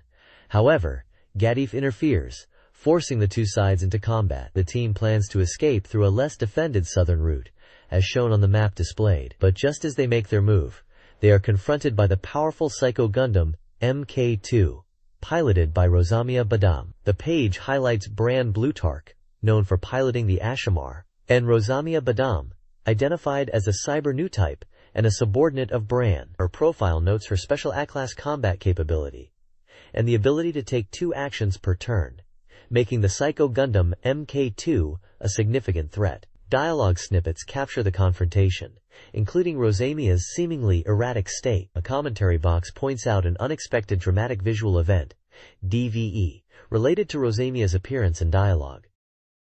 Episode 43 of Super Robot Wars F Final sees London Bell battling the Federal Army, facing the deadly Psycho Gundam MK2, which boasts an eye field and reflector bits. The story branches based on player performance, with Bran Blutarch's epilogue dialogue altering depending on the number of enemies defeated. The episode reveals the survival of Hiro Yui, now captured by Trotoa. Unexpectedly, the Jerrigan units are significantly upgraded, becoming a surprisingly formidable threat with their powerful beam rifles. The episode also highlights political intrigue, with Treasury's Kushranada's downfall and release. The narrative ends by teasing London Bell's potential to expose Yamatov's conspiracy and hinting at a new character's arrival. This page features a special report on the Sega Saturn game Revolutionary Girl Utena. Prominently displayed is key artwork featuring the main characters Utena Tenju, Anti Himemiya, Akio Ohitori, and Tuga Kiryu, set against a backdrop of roses. The article details the game, an adventure title scheduled for release on May 28, priced at 6,800 yen on 2 discs, designed for 1 player, and recommended for all ages. The report highlights the growing anticipation for the game, as its specific content becomes clearer, noting that it's perceived as not just anything. The article specifically calls out a potentially terrible opening that could revolutionize the game industry, reflecting the series' unique and impactful style. It covers the game's debut at the Tokyo Game Show, where the Utena booth stood out dramatically from other Sega titles. Attendees were captivated, with the article metaphorically stating the game was broadcasting poisonous radio waves that drew people in, comparing it to those with an antenna reacting strongly. The page includes screenshots featuring the symbolic roses and character illustrations, alongside a photo showing players engrossed at the Sega Saturn demo station. This page continues the deep dive into the Sega Saturn game Revolutionary Girl Utena, focusing specifically on its much-anticipated opening movie. The headline declares it an opening movie that exceeds the limits of anime. The article highlights that the opening movie is finally complete and is causing a stir with its strange male characters stripping off and gorgeous female characters singing and dancing. It suggests this impactful opening movie hints at the game's profound depth. Crucially, it points out this isn't just a typical game opening using static illustrations with effects added, but a true new official anime animation. The section, What is Digital Animation?, explains that this opening movie utilizes digital animation techniques. Instead of traditional cell coloring, colors are applied digitally on a computer screen, allowing for much higher quality visuals that perfectly recreate the beautiful animation by the TV series staff on the Saturn. It notes, the movie features scenes that couldn't even be broadcast on TV, implying its mature or boundary-pushing content. The page features dynamic screenshots and character art, including Otori Akio and Tuga Kiryu, emphasizing the dramatic and intense sequences described. Phrases like, "this is," and "dangerous," are overlaid, reinforcing the provocative nature of the content. The title, To Utena Fans Throughout the Universe, Emergency Order, underscores the significance of this revealed opening movie for the fanbase. The visuals of dramatic poses and the dangerous scenes clearly tie into the previous page's description of the game's unique and impactful presence. This page dives deeper into the mysteries surrounding the Revolutionary Girl Utena game for Sega Saturn, starting with the fundamental question of the protagonist's identity and purpose for transferring to Otori Academy. Like the TV series, the game is filled with enigmas. The protagonist, whose identity is unknown, arrives at the school one day, and the viewpoint aligns with the player, suggesting the game is a story of self-discovery. The article explores key figures and settings. The protagonist's parents are revealed to have attended Otori Academy, though their faces are hidden, adding to the mystery. The headmaster is strongly hinted to be Okatori Akio, positioning him as a central figure in the game's machinations, much like his role in the anime. A significant part of the game focuses on daily life in the East Dormitory, where the protagonist lives with Utena and Antswithy. Unlike the anime, where only Utena and Anthy resided there, the game depicts a 3-person shared living situation. The game covers their life, from waking up to sleeping, revealing intimate details of their time together. Furthermore, the student council, particularly Tuga Kiryu, is involved. The game suggests Tuga takes an interest in Utena's power and implies events similar to those in the anime, like a masked ball, might occur. The content suggests a fresh perspective that could be accessible even to those new to Utena. This page delves into more mysteries of the Revolutionary Girl Utena game, focusing primarily on the enigmatic figure of Sanjuin Chikusa. The article poses the question of his identity, noting that he appears to be part of the fencing club. Based on his apparent skill and prominence, it's suggested he holds a high rank, potentially even the head of the club, which contradicts the anime's portrayal of Tsuchiya Kuriko as acting head. An illustration of mysterious wall art in the fencing club shows Sanjuin at the center, surrounded by student council members and Utena, reinforcing his perceived importance. Further sections explore game mechanics and other characters. Attention is drawn to a strange calendar on the wall, specifically highlighting the 25th, hinting at a significant event on that date. The article also addresses the question of romance elements, confirming their presence, though it's not a standard dating simulation. It suggests that player choices will influence relationships and lead to different character interactions and scenarios. Finally, the page briefly features other key characters like Juri Arisugawa, Miki Kaoru, and Nanami Kiryu, showing screenshots of their appearances and suggesting they play roles similar to their anime counterparts within the game's narrative.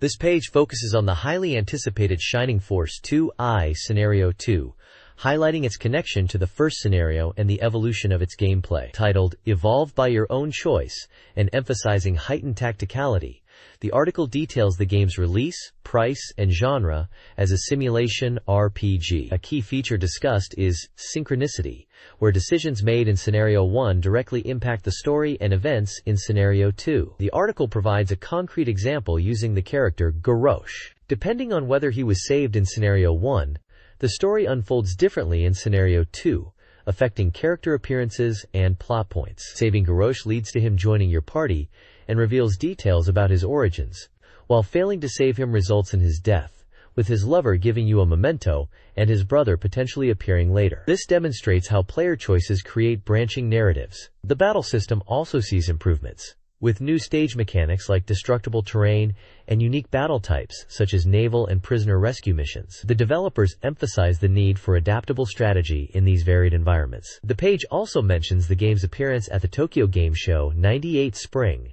including a talk show where developers discussed how choices in Scenario 2 would even affect the initial party members in the upcoming Scenario 3, further reinforcing the deep interconnectedness of the series. This page continues the exploration of Shining Force 2I, delving into the strategic gameplay and narrative depth. The title, Within Destiny, The Battle Begins, sets the stage for the conflict. The article highlights the game as a simulation RPG, where you play as a prince leading an empire with a powerful navy. It emphasizes the authentic naval battles and land combat, noting the intensity of cannon fire and close-quarters fighting on deck.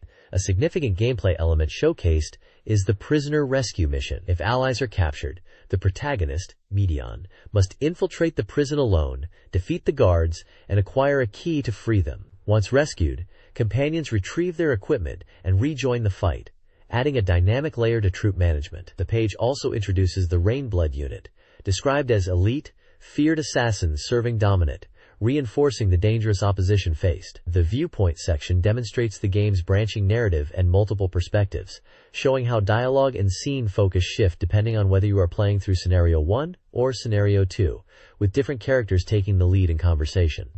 This ties directly into the synchronicity of choices mentioned on the previous page, where decisions and outcomes carry over. The article reinforces that dialogue choices made in one scenario can influence events in subsequent ones, providing a rich, interconnected experience. Battle screenshots illustrate these various scenarios and units.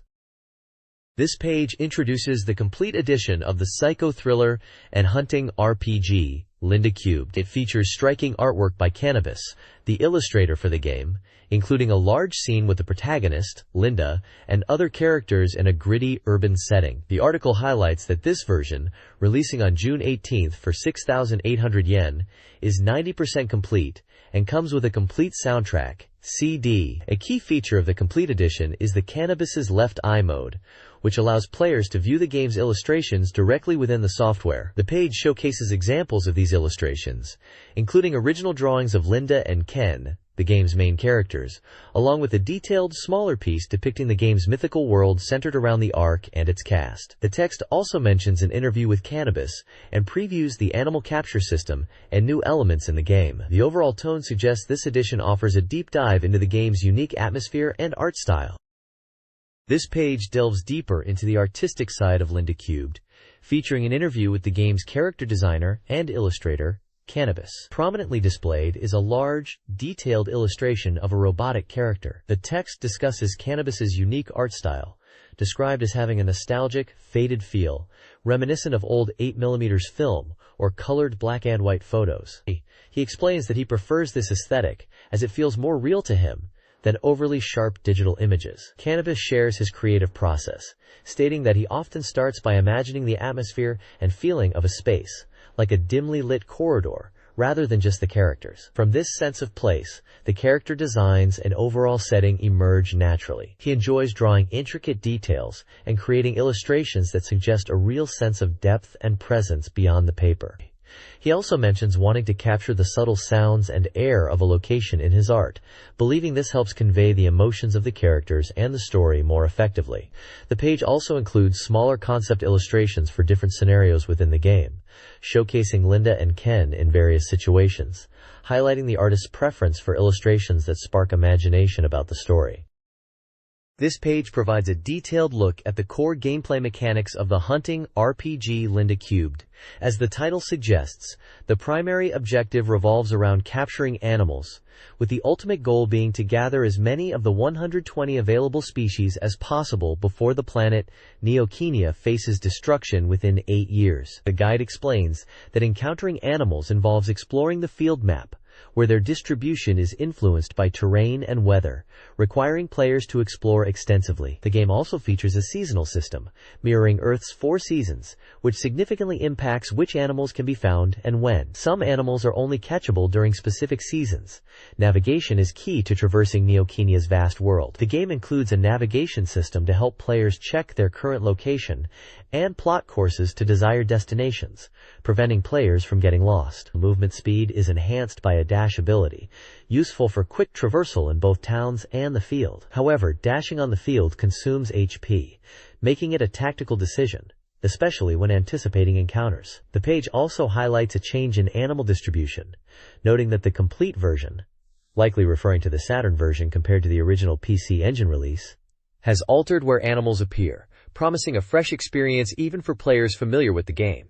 Screenshots show the field map, a battle scene, and the navigation interface, alongside character art of Ken and Linda running. Linda Cubed's gameplay centers on animal capture and strategic combat. Battles utilize a 4-direction system, emphasizing positioning and targeting to weaken creatures for capture, not just defeat. Your hunting dog and other captured animals, like wolves or orcas, become party members, adding to combat effectiveness. The Ark serves as a base and registration hub. Registering captured animals strengthens Ken and Linda and unlocks beast transformation abilities, offering powerful skills but potentially altering stats. The TC menu tracks captured animals, with the main goal being collecting 120 species, especially in Scenario C. The game features varied scenarios and offers a variety of gameplay experiences. This page features a look at the upcoming SEGA Saturn version of the popular arcade train simulation game, Densha de Go. Based on the version shown at a game show, the article checks out how the port is progressing. While some textures are still being adjusted and appear blocky, the graphics are expected to improve significantly by release, aiming for a realistic, near-business use level of detail. The controls reportedly capture the feel of the arcade version, and the overall finish is anticipated to be quite good. A key highlight mentioned is the addition of the snowy Yamanote line course, not present in the arcade version, which offers a challenging brake operation that even experienced players might find difficult to clear perfectly. The article suggests this new course will add significant replay value. Screenshots show the in-game interface, including the speedometer, time, and distance to the next stop, along with views of the track and environment from the driver's perspective. There's also a small section introducing the publisher, Nihon Flex, highlighting their diverse business activities including game development, digital minigames, and importing snacks. This page provides a comprehensive look at the SEGA Saturn port of the popular train simulation game, Densha de Go. It highlights the game's broad appeal, stemming from its realistic simulation of operating a train according to real-world rules like signals and speed limits, requiring players to make precise station stops. Mistakes lead to time penalties.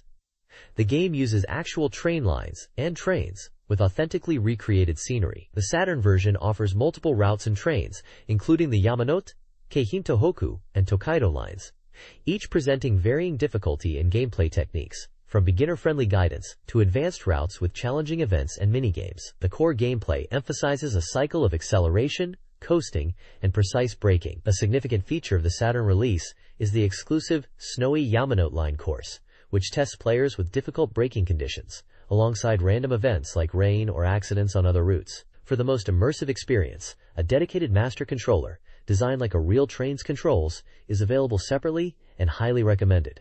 An interview with the developer confirms the controller's availability and discusses the process of bringing the game to home consoles, thanks to a strong relationship with Taito.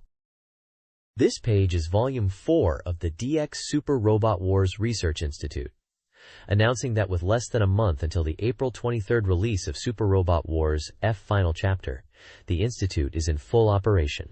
The page includes reader-submitted best postcards, highlighting robots like Combattler V and Dan Cougar. There's an LD OVA lecture, focusing on Super Beast Machine God Dan Cougar, to help fans delve into the original series. A featurette showcases the anime Sengoku Majin Goshogun, noting its unique focus on character interaction and dialogue, accompanied by an anime screenshot. Recommended is the book Gundam Wars IV Fighting G, praised as a must-have reference for Mobile Fighter G Gundam fans. The weekly Maxim features a memorable quote from Master Asia.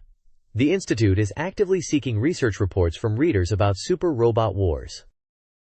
This page features a fantastic bonus for fans of the beloved Sakura Wars series, original index stickers for the SEGA Saturn Power Memory Card, bundled with SEGA Saturn Magazine, highlighting the highly anticipated sequel, Sakura Wars 2, Thou Shalt Not Die. These stickers provide a dedicated space to label your save data on the memory card.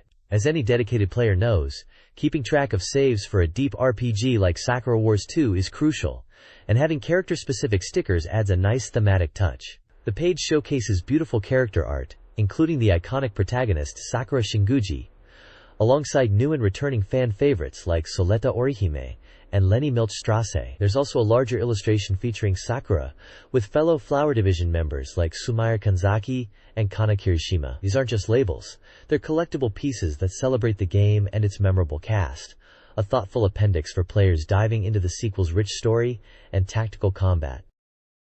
This page presents a heavily textured, aged appearance, dominated by shades of yellowish tan and dark green. The surface displays a pattern of vertical bands or lines running down the page, overlaid with a fine, grainy texture resembling paper fibers. The edges, particularly the right side, show significant wear and tear, with rough, torn edges and some darker binding residue visible. The top and bottom edges are also lighter in color compared to the central area. The page appears to be an interstitial or blank page within the magazine, showing no discernible game content, character illustrations, or text.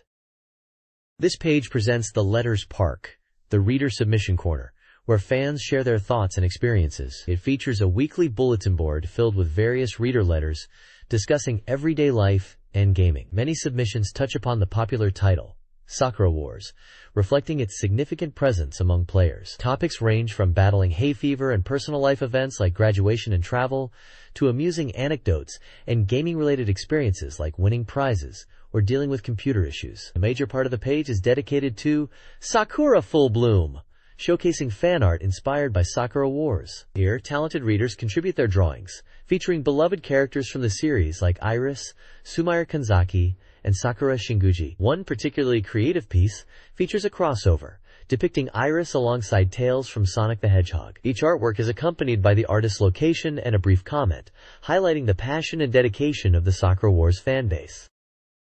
This page features the Saturn Users Plaza, a reader-contributed section filled with opinions and observations. Readers discuss topics such as the return of 3D glasses technology, reminiscing about its use on systems like the Master System, with games like Zaxxon 3D and Space Harrier 3D, and hoping for its revival on the Saturn. Another letter expresses a desire for more humorous games on the console, touching upon the importance of laughter in gaming. There's also a detailed analysis of Grandia's sales performance, speculating on reasons like pricing and marketing strategies. The page also includes sections for proposing new reader corners and answering reader questions. Finally, the Manga Gallery showcases reader-submitted short comics depicting various scenes. This page is a special feature commemorating the release of Sakura Wars 2. It includes illustrations and comments from readers or contributors across Japan, showcasing their enthusiasm for the game, with locations like Aomori, Fukushima, Okayama, Chiba, Tokyo, and Kanagawa highlighted.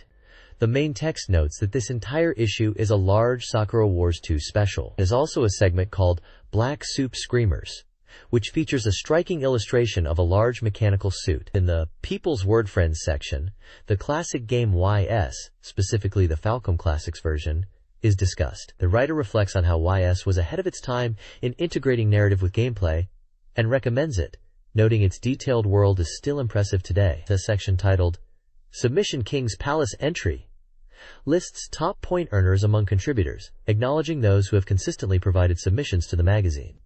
Finally, the True Gamer's Laws section presents a collection of humorous, reader-submitted rules and observations about gaming life, covering topics from fighting games to old games, and even the peculiar dynamics of playing games with friends.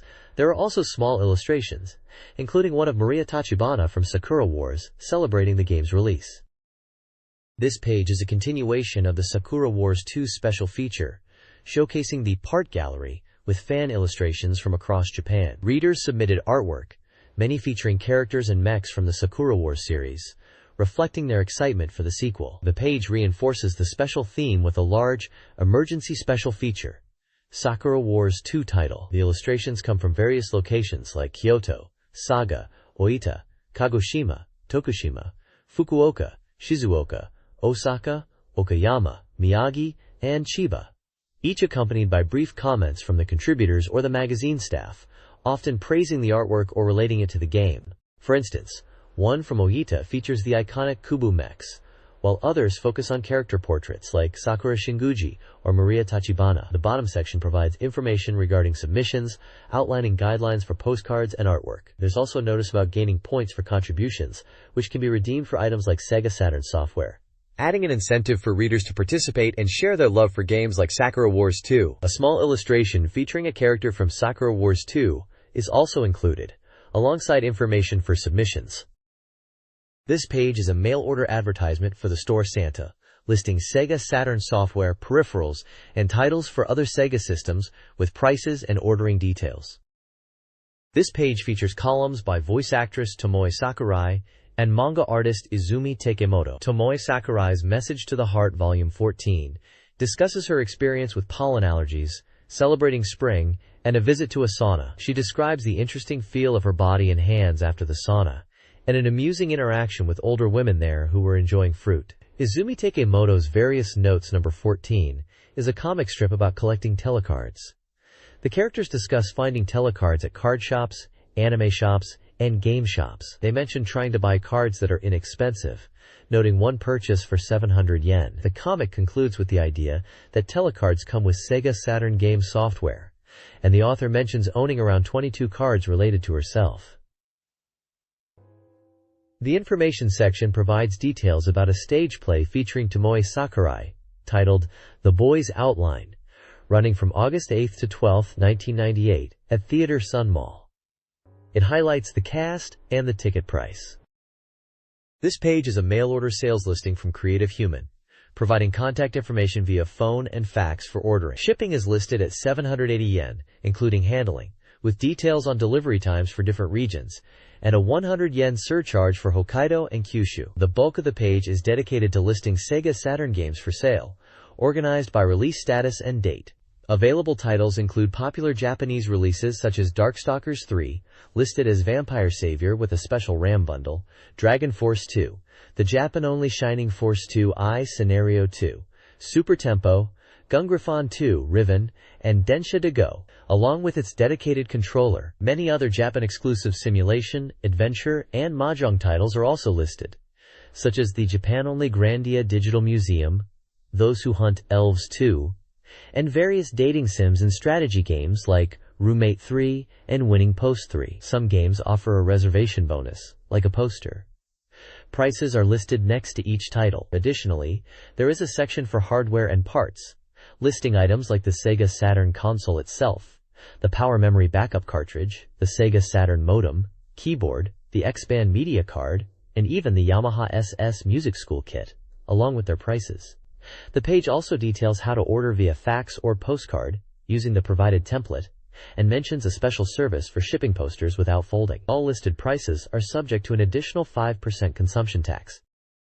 The next page is the Reader Survey Postcard, designed for fans to provide feedback directly to the magazine. It includes clear instructions on how to fill out the form correctly, emphasizing the proper use of numbers within the designated boxes, even providing examples of how to write single and double-digit responses. The survey starts by gathering basic demographic information like gender, age, and occupation, offering numbered choices for the latter, covering everything from students to various professions. It then moves into gaming specifics, asking readers about the total number of SEGA Saturn games they own and which other computer game magazines they frequent, listing popular titles like Famitsu and various Dengeki publications for selection. The survey also asks for opinions on the cover of the current issue and the reader's usual frequency in submitting these postcards. Further questions refer to numbered lists elsewhere in the magazine, asking readers to pick their favorite and least favorite articles from this issue, hardware they currently own or plan to buy, and up to 10 software titles they are planning to purchase from a large selection of SEGA Saturn games. This seems like a standard, comprehensive survey to understand the readership and their gaming interests. This page is packed with news about upcoming releases, primarily focusing on the highly anticipated sequel, Sakura Wars 2. Featured prominently is a large illustration of the main character, Sakura Shinguji. The page details the release of the theme song, CD single, Geki Taikoku Kagekidan, Kai, featuring the voices of the Imperial Opera Troupe members, set to launch on April 17th. Following that, a full song collection album containing 14 tracks is announced for April 29th. Fans can also look forward to video releases for Sakura Wars 2, planned for June and August. Additionally, the page highlights the release of Dragon Force 2 on April 17th, mentioning its theme song composed by Kohei Tanaka, and the inclusion of updated battle scenes and original soundtracks. A small section also promotes the official Sakura Wars fan club. This page is a full-page advertisement from Koei, heavily featuring their flagship historical simulation series, Nobunaga's Ambition. The main focus is on Nobunaga's Ambition, Shousei Roku, the newest entry at the time. The striking artwork depicts Oda Nobunaga and other key figures, suggesting the grand scale of the game's ambition. The text highlights a revamped system, with battles and internal affairs unfolding on a single map, promising intense strategic depth as you expand your territory and push towards unifying the realm. Screenshots show the game's map interface and character details. Below, two other Koei strategy titles are promoted: Nobunaga's Ambition, Sengoku Gun Yuden, a classic historical simulation released on April 9th, and Admiral's Decision 2 with Power-Up Kit, a naval and air war simulation game already on sale. Both showcase their respective strategic gameplay styles through screenshots.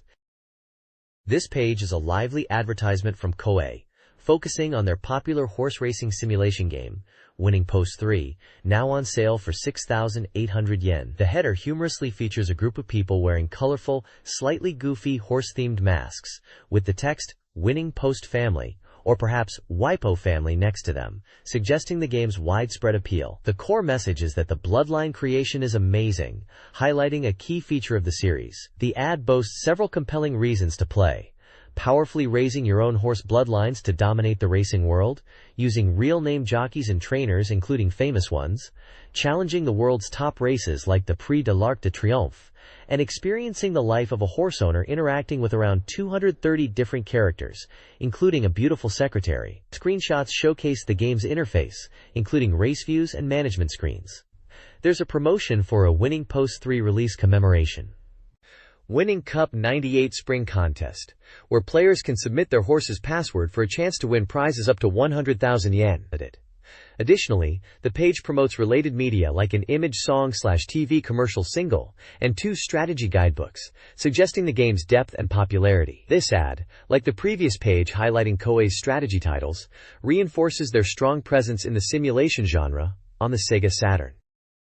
This page announces the arrival of the Koei Best Collection, bringing great excitement with the grand release of classic titles on April 9th. Koei is re-releasing popular software that garnered significant attention, responding to fan expectations with their proudest lineup at budget prices. The collection features a selection of well-loved games. You'll find the mystery adventure game, The Seven Mansions, the highly regarded horse racing simulation Winning Post 2, the business simulation Air Management 96, the unique historical simulation/RPG hybrid Sengoku Rishiden 2, and the epic historical simulation romance of the Three Kingdoms IV. All these titles are available at a more accessible price point, with most games priced at 2,800 yen, and Romance of the Three Kingdoms IV at 3,800 yen. This is a fantastic opportunity for fans or newcomers to dive into some of Koei's defining simulation and adventure experiences at a fraction of the original cost.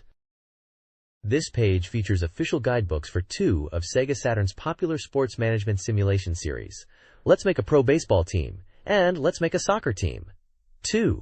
First up is the guide for Let's Make a Pro Baseball Team, subtitled Official Guide Ike Edition. It promises the key to victory, with extensive data on all 12 teams' current players, plus retired OB players, and teaches strategies for team development aiming for a high winning percentage. The book includes scouting reports, detailed player ability data, and points for effective personnel management. It's presented in a 5 size with 128 pages, priced at 950 yen, and excitingly, a hardcore edition is already in the works. Below that is the complete data edition, official guide for Let's Make a Soccer Team. 2. Living up to its name, this guide boasts comprehensive data for all players in full color, strategic articles, conditions for triggering special events, and interviews. It's a more substantial guide, at a 5 size and 240 pages, costing 1,400 yen. It details opponent teams, player rankings from SS to H, with top ranks highlighted in red, and offers tactical advice covering everything from player data to facilities and sponsors, making it indispensable for building a winning J-League club. Both guides provide deep insights into these detailed simulation games, published by SoftBank. This page introduces a fascinating new game for the SEGA Saturn. Let's become the manager of the Japan national team. This isn't just another soccer simulation. It's being billed as the world's first soccer RPG. The core concept puts you directly into the shoes of the Japan national team manager, combining the strategic depth of team management simulations with RPG elements like character growth, traveling the world, and experiencing various events. Developed as a collaboration between SEGA and Enix, the game tasks players with not just managing tactics and players, but also developing their own skills and reputation as a manager. Screenshots showcase different facets of the gameplay, including navigating a world map or city environment to trigger events, checking detailed manager and team statistics, and tactical views during matches. You'll lead Japan through international tournaments and qualifiers, aiming to ultimately become the top national team manager in the world.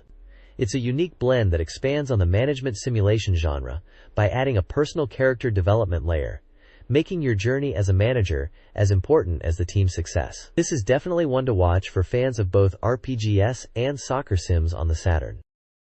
The next page delves deeper into the unique RPG elements of Let's Become the Manager of the Japan national team.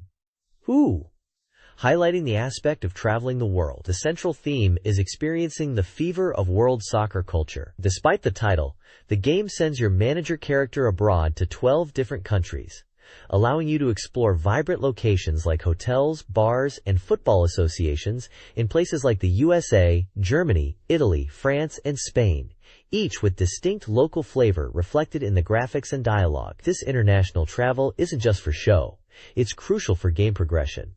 You'll engage in various events, discover hidden legendary items, and scout players. An interview with Enix producer Mr. Futami explains that traveling is essential for the manager to learn, gain experience, and even convince famous players to join your cause and bring them back to Japan. He notes that your relationship with players is key, as loyal ones will stick with you even if you manage a different team later. Furthermore, the page emphasizes that the manager's role goes far beyond just training players. You'll need to handle diverse tasks like promoting soccer culture by donating balls, scouting for new talent, scheduling practice matches, and even taking on side jobs like television commentary. This game clearly offers a comprehensive simulation of the life of an international football manager, blending strategic depth with a compelling global journey. The next page shifts focus to the tactical side of Let's Become the Manager of the Japan national team.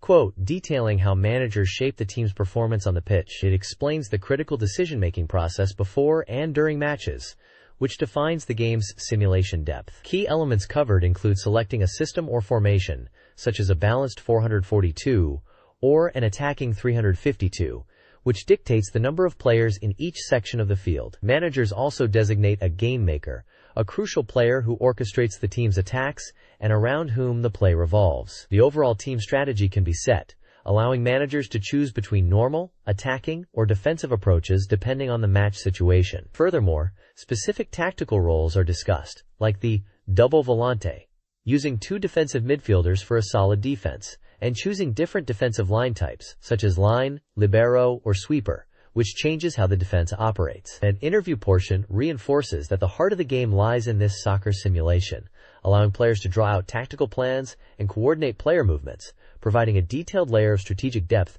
beyond just managing the team off the field.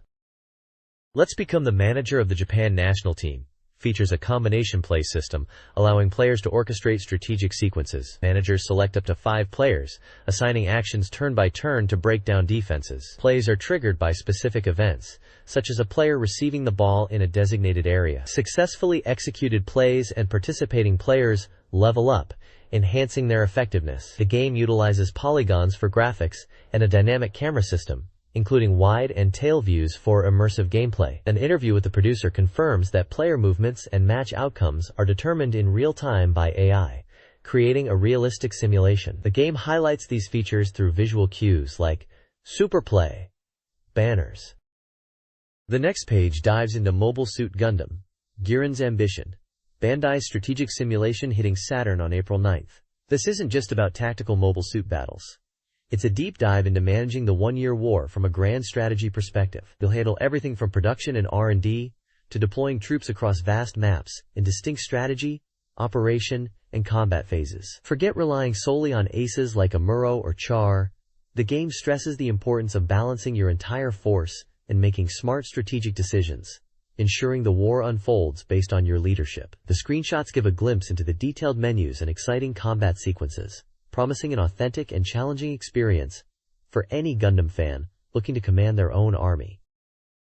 The next page continues the deep dive into Mobile Suit Gundam, Giran's Ambition, revealing a fascinating layer of complexity, the emergence of third forces. Beyond the initial conflict between the Earth Federation and Zeon, the game features 3 additional military powers that can arise during gameplay based on specific conditions and events triggered by the player's actions. These emergent forces are initially hostile to your chosen side, creating challenging 3-way battles that demand even more strategic thinking than a typical one-on-one conflict. The page highlights the 3 distinct forces: the Titans, led by Jamatov Hyman, the Orthodox Zeon forces under the command of Kaisilia Zabi, and Neo-Zeon, spearheaded by Char Aznable, also known as Kazval Rem Daikun. Artwork and screenshots showcase these key leaders and their factions. The text teases the possibility that meeting further, currently undisclosed, conditions might allow the player to eventually control one of these third forces themselves. Separately, the page also briefly covers the Gundam Big Bang Project, a project celebrating the 20th anniversary of the original Mobile Suit Gundam series. It mentions a special event in Yokohama, theatrical screenings, and the release of a Mobile Suit Gundam Memorial Box Laserdisc set. This page continues the detailed look at Mobile Suit Gundam, Giran's Ambition, focusing on the significant impact of Operation V on the ground war. It highlights how the introduction of new weapons drastically shifted the balance of power, pushing Zeon ground forces back, especially leading up to the critical battle for Odessa. The page delves into the Odessa campaign itself, detailing the overwhelming federal advantage. However, it reveals a critical moment where Makwav threatens a devastating countermeasure, a secret plan that could incinerate all life in the area, implying the use of nuclear weapons. The role of the Federation's intelligence department in potentially thwarting this threat is discussed. Following these events, the fate of the White Base crew is examined. Despite their success, questions arise about their future, leading to the decision by General Revel to formally organize them as the 13th Independent Unit. This section also touches upon the escape of Kai Shidenwa's side, a young woman suspected of being a Zeon spy, and Revel's surprising perspective on their freedom. The page features character portraits of key figures like Revel, Makwav, Kai, and Side, alongside screenshots depicting ground combat scenes relevant to the discussed operations. In Mobile Suit Gundam, Giran's Ambition, the Federation advances from Earth to space, targeting the Zeon stronghold, Solomon. Players engage in intense space battles against enemies like Rickdoms and the Big Zam, with victory requiring strategic mobile suit deployment. A turning point is the deployment of the solar system, a devastating superweapon that cripples Solomon's defenses. The White Base team can also be utilized, potentially aiding in the defeat of the Big Zam. Capturing Solomon shifts the war's focus to further assaults on Granada and Abawa, ultimately targeting Zeon's homeland. The game highlights the scale of the space conflict, with the portrait of Dessel Zavi suggesting a defense strategy. This phase marks a critical progression, prompting the question of whether the Federation's momentum will end the war. This page details the dramatic climax of the one-year war in Mobile Suit Gundam. Guiron's ambition, focusing on the critical decisions and internal conflicts within the Principality of Zeon, as the Federation launches its final assault on Abawaquo. Following the Federation's surprise attack, Duke Degwin Zabi, fearing his son Guiron's escalating madness and ambition, contemplates pursuing peace talks. However, the game presents a crucial divergence point: Garma Zabi's fate. Depending on whether Garma survived previous events, Degwin's decision to seek peace may or may not occur. Regardless of Degwin's intentions, Given Zabi, upon learning of his father's plan, reacts not with panic, but with chilling resolve. He orders the firing of the superweapon, the Solar Ray, aimed at the approaching Federation fleet. In a ruthless act, Guiron includes Degwin's own ship, the Great Degwin, in the target area, resulting in the simultaneous deaths of Degwin and Federation General Revel. This parricide throws the Zabi family and Zeon into turmoil. Kishiria Zabi, witnessing Guiron's extreme actions, becomes suspicious of her brother and begins investigating the truth behind their father's death. Feeling his methods are dangerous, Kishiria's defiance could lead to a power struggle within Zeon, potentially resulting in the formation of a new faction known as the Legitimate Zeon under her leadership, adding another layer of complexity to the war's end. The page highlights Guiron's terrifying power and the risk Kishiria takes by challenging him. This page delves deeper into the devastating final phase of the one-year war under Guiron Zabi's command in Mobile Suit Gundam. Guiron's ambition. It highlights the strategic push by Zeon following Guiron's consolidation of power. The focus is on the Luna 2 capture operation, targeting the Federation's last major space stronghold. Success here completely cripples the Federation's ability to retaliate in space, leaving their forces vulnerable only on Earth. Following this, the notorious Second British Operation is initiated. This involves dropping a colony, similar to the opening act of the war, aimed squarely at the Earth Federation forces headquarters at Jaburo. The text notes that the Federation fleet that previously stopped a colony drop is no longer a threat, making this devastating attack possible. The aftermath shows Jaburo, once thought impregnable, turned into a desolate wasteland. The human cost of these actions is emphasized, stating the damage goes beyond human prediction. With the Federation severely weakened and Jaburo destroyed, the final phase, referred to as Checkmate, involves overwhelming the remaining Federation forces on Earth, with mass-produced mobile suits from Zeon, targeting Jaburo's remnants. The page culminates in stating that Guiron's ambition is now reaching its peak, underscoring the ruthless drive behind these final, brutal operations aimed at total victory and the complete destruction of the Earth Federation. Screenshots show strategic maps and ground combat likely depicting the Jaburo assault. This guide offers early game strategies for Mobile Suit Gundam. Guiron's ambition, covering both the Earth Federation and the Principality of Zeon. For the Federation, prioritize rapid mobile suit development. Invest heavily in the RX series, especially the Gundam, and quickly mass-produce the RGM-79 GIM. The GIM is the core anti-IMS unit, crucial for overcoming Zeon's numbers. Zeon, starting with limited resources, relies on technological superiority.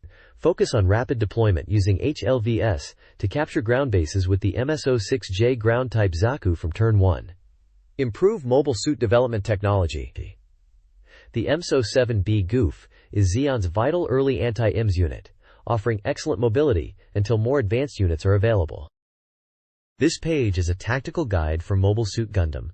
Guiron's ambition, building on the earlier unit and development advice. It emphasizes that victory isn't just about having powerful mobile suits, but mastering tactics and logistics. The ideal combat scenario is many versus one, where multiple units gang up on a single enemy to minimize counterattacks and damage taken. Maintaining supply lines is crucial. Units disconnected from a supply base or tactical line will run out of resources, becoming immobile and unable to fight. Effective tactics involve positioning units to attack enemies that cannot retaliate, like land units attacking airborne foes, or units with specific terrain advantages. A strong defense involves land battleships acting as mobile supply bases, with reserve units held back. Critically, the guide stresses that pilot ability is more important than raw machine specs. Assigning pilots to units significantly impacts performance, though weaker pilots on single-EMS units might be a disadvantage compared to a standard 3-unit squad without a pilot. Pilots gain experience in battle and improve their stats and rank, progressing from D up to US rank. However, be warned, While pilots don't die from regular combat defeat, they can be permanently killed during specific game events, a fate demonstrated by Schlegel Law in a screenshot. Mastering pilot development and strategic positioning are key to success in this complex simulation. This page features the upcoming SEGA Saturn adventure game, Ojo-sama wo Narrated. Described as a crystal vision adventure, planned for a summer release and recommended for players 18 and older. The core premise is a high school student who, after being rejected by his crush, dedicates his last summer vacation to training in various skills to win her over. The game is promoted as being a little bit ecchi and heart-pounding, with a focus on the romantic interactions that develop, potentially leading to a happy ending.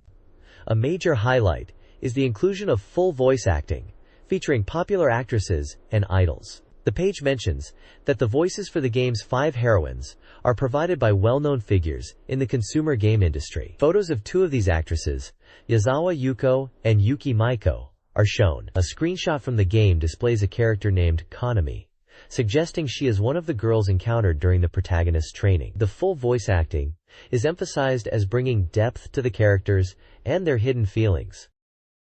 The next page dives deeper into the world of Ojo-sama wo Narrated, introducing the 5 main heroines who will be vying for the protagonist's attention during his final high school summer. The central figure is SATURN Mitsuhime, the high-class Madonna the protagonist is initially aiming for, voiced by Yuki Hitomi. The page highlights the protagonist's challenge in deciding whether to focus on her or develop relationships with the other girls. We meet Hamino Marina, the protagonist's childhood friend, and a tomboyish swimming club captain voiced by Yuki Maiko. Then there's Nozaki Konomi, a junior and soccer club manager who helps with studying, voiced by Natsuki Ayano. The reliable senpai, Kubota Aki, is a former manager and art student voiced by Kitahara Rina, who can teach the protagonist painting. Finally, there's Namiki Etsuko, a kind nurse and relative who offers advice on various personal issues, voiced by Yazawa Yutako. These character introductions give players a clear picture of the diverse personalities they'll encounter and the different paths the story can take, emphasizing the game's focus on romantic interactions and personal growth. This page introduces the tactical battle simulation game, Shadows of the Tusk. It's a game that blends the strategic depth of competitive trading card games with the tactical fun of board games like Go and chess, and it even supports modem play for online battles. The story centers around a curse left by a dragon defeated centuries ago by Knight Richard Rosewall. The dragon vowed to return when a daughter of the Rosewall family reached 18. When Rebecca, the first daughter born into the family in generations, turns 18, terrifying demons led by Tusk appear, traveling back in time for revenge. Guided by a dream of Richard, Rebecca uses a scroll of Magic of Time to summon heroes from different eras to fight alongside her. Gameplay involves 1v1 battles, either against another player or the computer, on a grid-based battlefield viewed from an angle. Players start with a small roster, but gain new ally characters by winning battles. Each character has unique abilities, including magic, ranged or melee attacks, and special skills that can buff allies. Characters can also perform powerful combo attacks when used together. There are 40 different characters to collect, and players can check their collection on a profile screen. The game features a deep story mode, where the narrative unfolds as you progress and gain new allies. This page dives deeper into the world of Shadows of the Tusk, explaining key game concepts and strategy tips. It features profiles for several characters, including Richard Rosewall, Sienna, Wizard Zadok, Guardian, Galvados, and Caspid, showing their stats like AP, HP, summon mana cost, and movement. The page breaks down essential terminology. Mana is the energy source for most actions, from summoning new characters to casting powerful spells like Fireball and Firewall, making efficient mana management critical for victory. It also explains the rarity system for cards, ranging from common care cards to extremely rare-ass cards, noting that rarer cards often possess unique and powerful skills. A high-stakes mode called Ante is introduced, where players wager their cards. Winning nets you an opponent's card, but losing means you randomly forfeit one of your own. This is a challenging mode for advanced players looking to expand their collection and test their skills, even supporting modem battles. Finally, the concept of the deck is discussed. With numerous characters to collect, the deck is your chosen party, assembled strategically based on character skills and synergy. Building a deck that suits your playstyle, whether focused on offense or defense, and learning to anticipate your opponent's deck are highlighted as crucial for success in this tactical card battle game. Screenshots show gameplay, character summoning, and deck-building interface elements. This page introduces the audio-visual puzzle game SoundCube from developer Human. Described as easy and fun, the game emphasizes the importance of using headphones. The core gameplay revolves around identifying different types of cubes, which all look similar, by using a sonar device to listen to their distinct sounds. There are 5 types of cubes: red, blue, white, obstacle, and the crucial core cubes. Players must use sonar to distinguish the cubes, then lock onto and eliminate groups of the same type. The objective is to clear the stage by eliminating all the core cubes. Screenshots provide a glimpse of the game's visual style and the cube structures players will encounter. SoundCube is presented as a unique puzzle experience, where auditory perception is key to success. This page continues the detailed look at SoundCube, focusing on its core mechanics. The game utilizes distinct red and blue sonars. The blue sonar is used on the left side of the screen, while the red is used on the right. When a cube is detected by both sonars simultaneously, it's identified as a crucial core cube. Since visually identifying cube types is impossible, players can use the A button to mark cubes they've identified with sonar, making them easier to track. Managing the energy gauge is vital. It acts like a time limit, and if it runs out, it's game over. However, eliminating cubes, especially core cubes, will restore the gauge. Player life is also present, and losing all lives results in game over.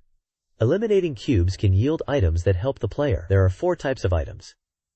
Energy cubes restore the energy gauge. Active sonar allows both sonars to be used at once for easier core cube detection.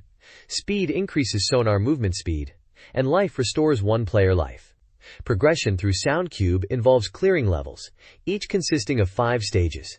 Difficulty increases with each level. Clearing a level saves your progress and unlocks beautiful, changing backgrounds that serve as a reward, featuring themes like the ocean or outer space. The game features at least 8 levels to challenge players.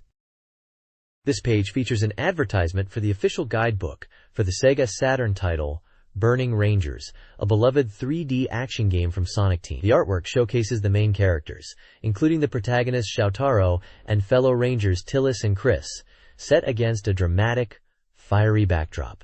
The guide is presented as the definitive strategy resource for the game, promising a comprehensive walkthrough. It covers essential topics like basic controls and system mechanics, explained in an easy-to-understand way. Players can look forward to detailed maps that break down the complex stage layouts, crucial for navigating the environments. The guide also promises in-depth strategies for tackling the game's unique Generate system, which adds replayability by changing level elements. Beyond gameplay, it includes character profiles and setting information, as well as insights directly from the developers at Sonic Team and even reader giveaways. It's framed as the essential tool to rescue every civilian in the game. The guide is stated to be 104 pages long, priced at 1,000 yen, and was on sale at the time. This is a must-have resource for fans looking to master this challenging and innovative SEGA Saturn classic.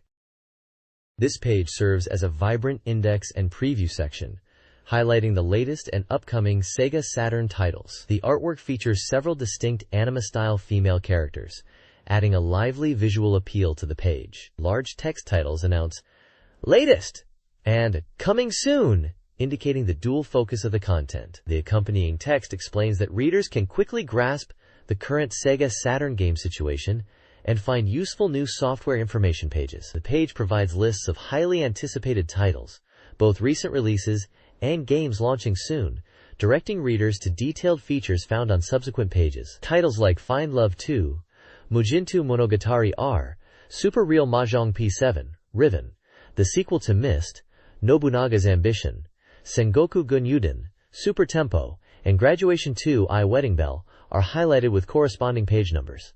This page is clearly designed to help players plan their game purchases by offering a quick overview of the exciting software lineup.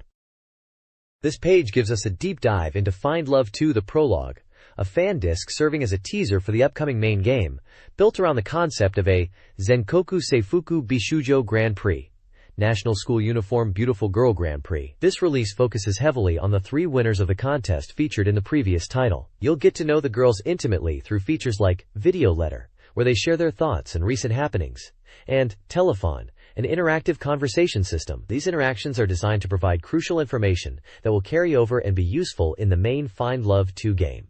Beyond the personal connection, the fan disc includes songs performed by the 3 winners, accompanied by unique visuals you won't see in the main game. There's also a wealth of bonus content like concept art, a preview movie for the main game, and a report from the girls about the contest itself. The page features character portraits for the Grand Prix winner, Kyoko Ikuzawa, and the 2 semi-Grand Prix winners, Tomomi Yoshino and Minako Sawada, showcasing them in their school uniforms. It also includes various evocative illustrations and screenshots, hinting at the different scenarios and emotional moments you'll experience, including some more mature content. This prologue is set to build immense anticipation for the full Find Love 2 release.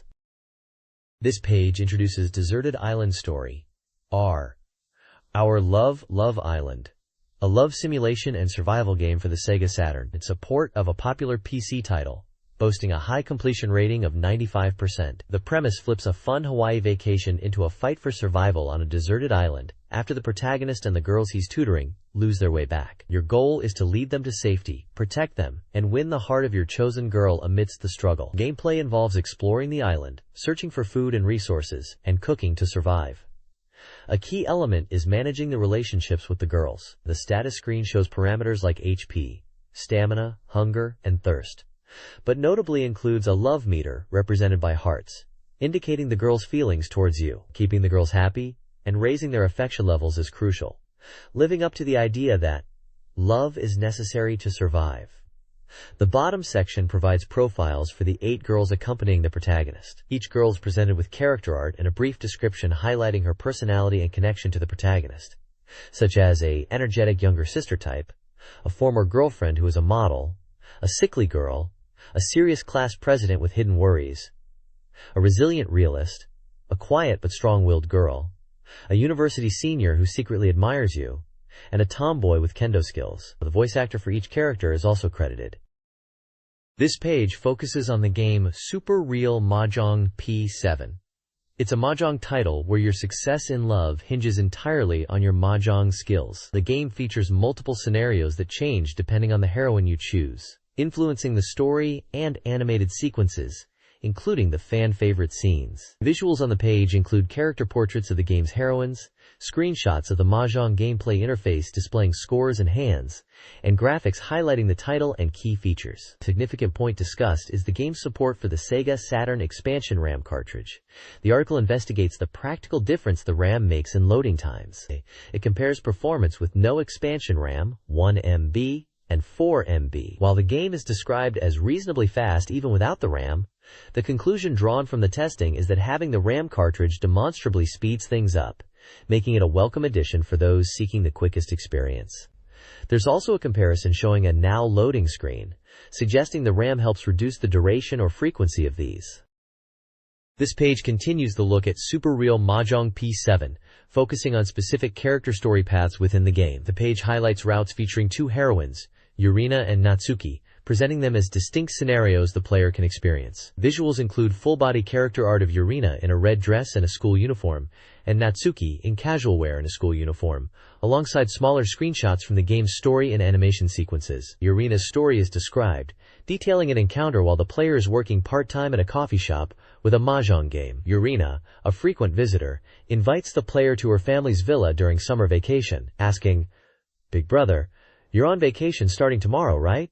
If you like." Natsuki's story presents her as a classmate, known for being a strong mahjong player. The scenario involves meeting her in class and eventually being invited to her villa for a mahjong game during summer vacation, with her line being, "Summer vacation? Why don't we play mahjong at my villa?" These sections detail the narrative hooks for pursuing a relationship with these characters, emphasizing the blend of story progression and mahjong gameplay that defines Super Real Mahjong Spa-7.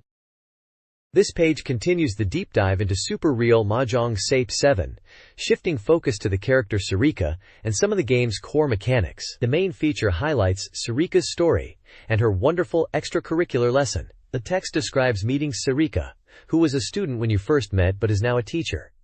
Her story involves a mahjong invitation during summer vacation. Sarika calls you up asking, "It's been a while, how have you been? I have a favor to ask." This leads to a scenario where you join her on a trip, needing a male hand for a mahjong game. Visuals include prominent artwork of Sarika in her teaching attire, and other revealing poses from the game's animation sequences. There are also screenshots depicting mahjong games and story scenes. Another section on the page focuses on the infamous strict rules of stripping in mahjong, a key element of the Super Real Mahjong series, noting it's an essential part of the game where losing leads to removing clothing. The page mentions this aspect is perhaps a bit softer this time. Other smaller images show different characters and scenes from the game, including one character saying, "Ah, how should I handle that?" and another declaring, "The match isn't over yet." The coverage gives a good overview of another heroine's route, and the fundamental mahjong gameplay with its unique consequences. This page continues the coverage of Super Real Mahjong Parry 7 for the SEGA Saturn, focusing on special bonuses and promotions. The main feature details a dress-up cell picture set that comes with the package. This set includes cells for 4 characters, 5 different costumes, and 4 backgrounds, allowing players to create custom scenes by layering the pieces. It even suggests using them as unique CD case covers. Additionally, the page announces a special merchandise giveaway for Super Real Mahjong P7 fans. This second round of presents includes items like a Mabina Sisters letter set, an Ecchi mousepad, an all-character clear file, a pop stand set featuring game characters, and a set of miniature books from the previous PRIP 5 and P6 games. Fans could apply for a chance to win by sending in their details and thoughts on the Super Real Mahjong series by April 10th.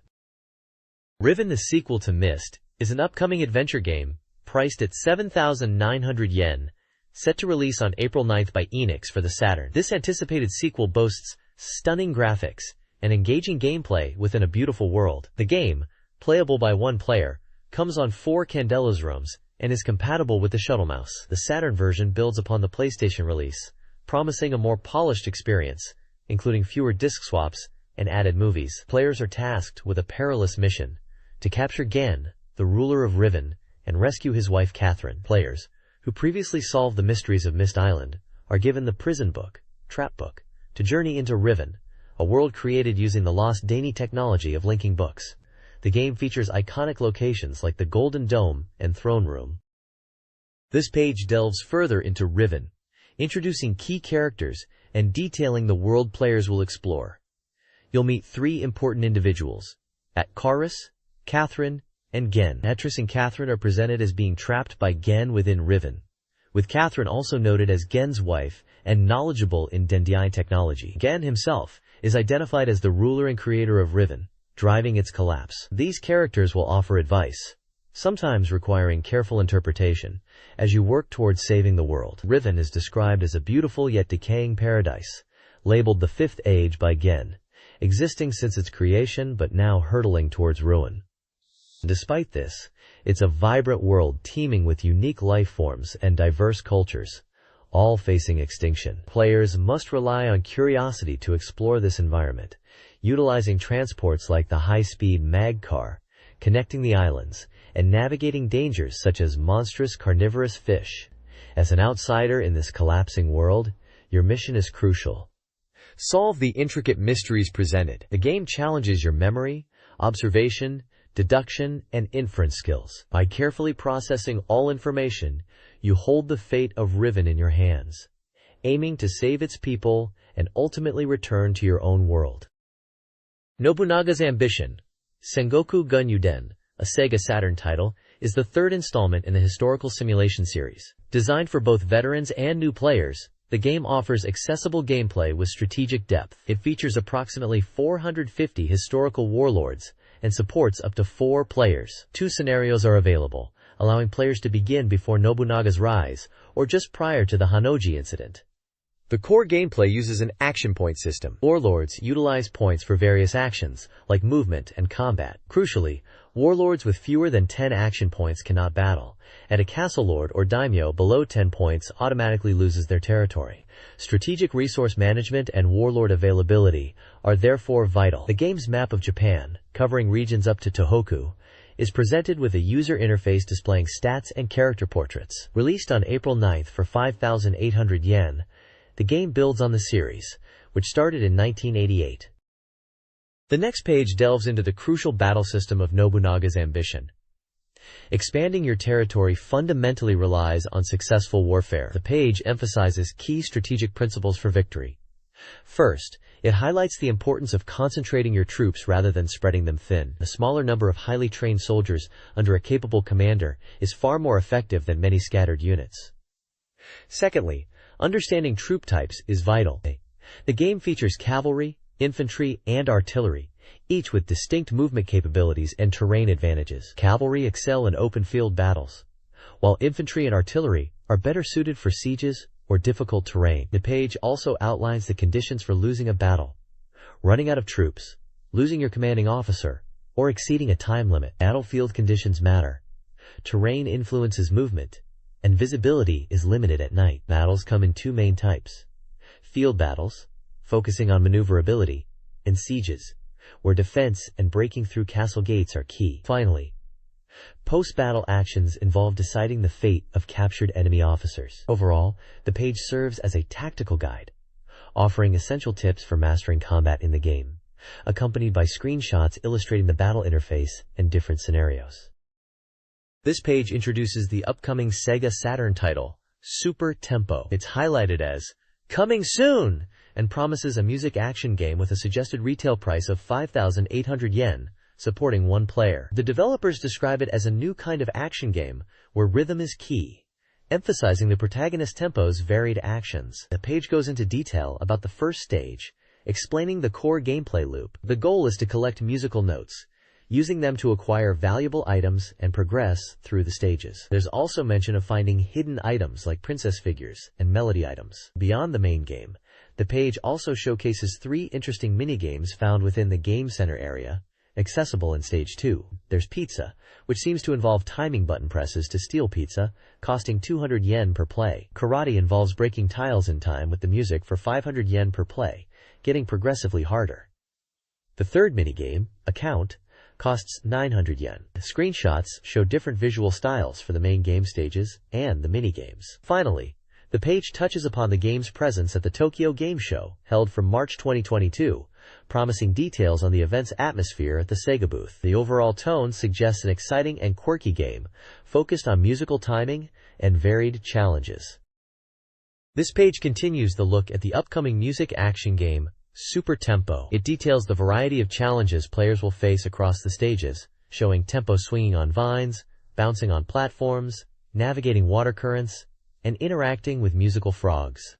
The game culminates in a boss battle, where tempo transforms into a powerful muscle tempo, wearing a cow pattern judo gi. After clearing stages, players can visit an accounting screen to exchange collected musical notes for valuable items to decorate their room, adding a collection element. The page also introduces another minigame found in the Game Center, called Samurai. Costing 900 yen per play, this minigame tests players' timing and reflexes, requiring precise button presses to execute instant cuts in rhythm, emphasizing that failure means only death. This minigame offers a different challenge compared to the pizza and karate minigames mentioned previously. Finally, there's a report from the Tokyo Game Show, where the director of Super Tempo discussed the game's charm and showed planning documents. A tournament using the pizza minigame was held, with successful participants being rewarded with a SEGA Saturn console. This page features the upcoming simulation game, Sotsugu 2 Wedding Bell. As an expert, I can tell you this game is part of the long-running graduation series, and this entry serves as a 10th anniversary memorial title. The core goal here is to guide 5 students to graduation, which is a familiar premise for the series. However, Wedding Bell adds a unique twist. While you're busy raising your students, you're also nurturing a relationship with your young wife, aiming for a happy future together.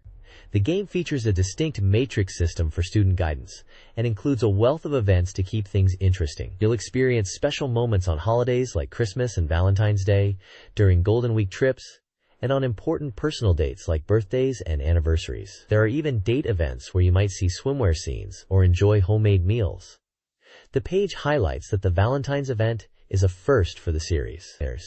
There's a stat screen showing student performance across various subjects, reinforcing the simulation aspects of helping them improve and focus on their strengths. Ultimately, the objective is to successfully see your students graduate and celebrate a blessed wedding ceremony, perhaps even with them in attendance. It looks like a heartwarming and engaging experience. blending student management with a personal, romantic story.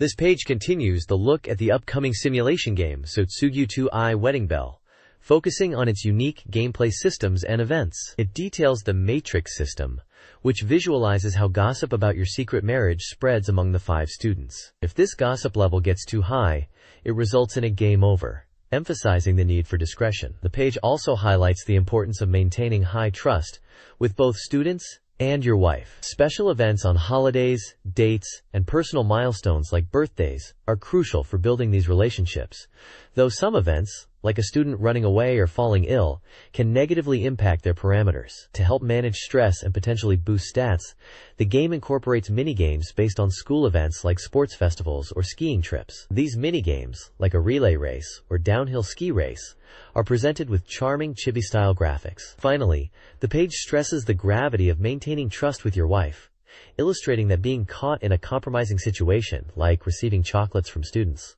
is absolutely unforgivable and can lead to divorce, a clear game-over scenario for the personal relationship goal. It's a delicate balance between guiding students and preserving your secret marriage and trust. This page serves as the opening spread for a comprehensive strategy guide for SEGA Saturn software. The large title clearly announces it as a complete strategy guide for SEGA Saturn software, specifically focusing on games released around or after this publication date in 1998. The artwork features 3 prominent characters. The muscular man in the futuristic blue and silver suit with Burning Ranger 0 on his chest is clearly from the game Burning Rangers, as is the blonde woman with a similar suit and vibrant orange and purple highlights. The third character, a serious-looking man with gray hair tied back, might be from another title covered, or simply illustrative. The guide promises to be packed with data and highlights important points, presenting itself as a thorough resource. It lists several key games that will be covered with dedicated sections on subsequent pages. These include fan favorites such as Burning Rangers, Dragon Force 2, a Japanese exclusive sequel, the critically acclaimed RPG Panzer Dragoon Saga, listed under its Japanese title Azel Panzer Dragoon RPG, the puzzle spin-off Waku Waku Puyo Puyo Dungeon, the visual novel Eve the Lost One, and the popular fighting game The King of Fighters 97. This lineup indicates a diverse range of genres are covered in the guide. This page delivers a comprehensive strategy guide for Sega's thrilling 3D action title, Burning Rangers. Following up on the introduction from the previous page, this section dives deep into the game's climactic final mission, Winged Cradle Spaceship. As an expert who has navigated these futuristic environments countless times, I can tell you the guide walks players through the unique and often disorienting spaces of the alien vessel. It details crucial steps, like extinguishing dangerous flames, blocking your path, and locating hidden switches necessary to advance. The guide also highlights the 3 primary enemy types you'll encounter in this final stretch: the cautious search bombs, the tricky illusion mechs that require precise hits, and the formidable fireball enemies guarding exits. Crucially, the page sheds light on the final adversary, the artificial intelligence known as Gangle. This powerful AI, created by a father hoping to cure his daughter's illness, has grown immense over the years, and is now on a trajectory towards Earth, setting the stage for the ultimate confrontation. The included screenshots offer glimpses of the chaotic final level, key interactive elements, and the distinct enemy designs you'll face before the final showdown with Gangle. This page continues the in-depth strategy guide for Burning Rangers, focusing on critical sections within the challenging burning ship environment. As any skilled ranger knows, successful navigation is paramount here, and the guide offers valuable pointers. It begins by detailing how to orient yourself in the disorienting underwater areas, emphasizing the importance of confirming your path to avoid getting lost. Next, it advises players on how to safely bypass large rolling hazards by observing their patterns and timing their movement. For areas requiring ascent over dangerous terrain, the guide stresses the need for calm, careful platforming, including specific tips on avoiding problematic auto-jumps and safely descending from heights by checking the ground below. The guide also tackles the defense system boss. It reveals a key strategy: staying still while firing charged shots. While the platform will shake significantly, you won't take direct damage from the boss itself in this phase, making maintaining your position crucial. Finally, it covers segments where you likely work alongside your partner, either Shu or Tillis, highlighting the cooperative ascent of platforms as you push further into the ship.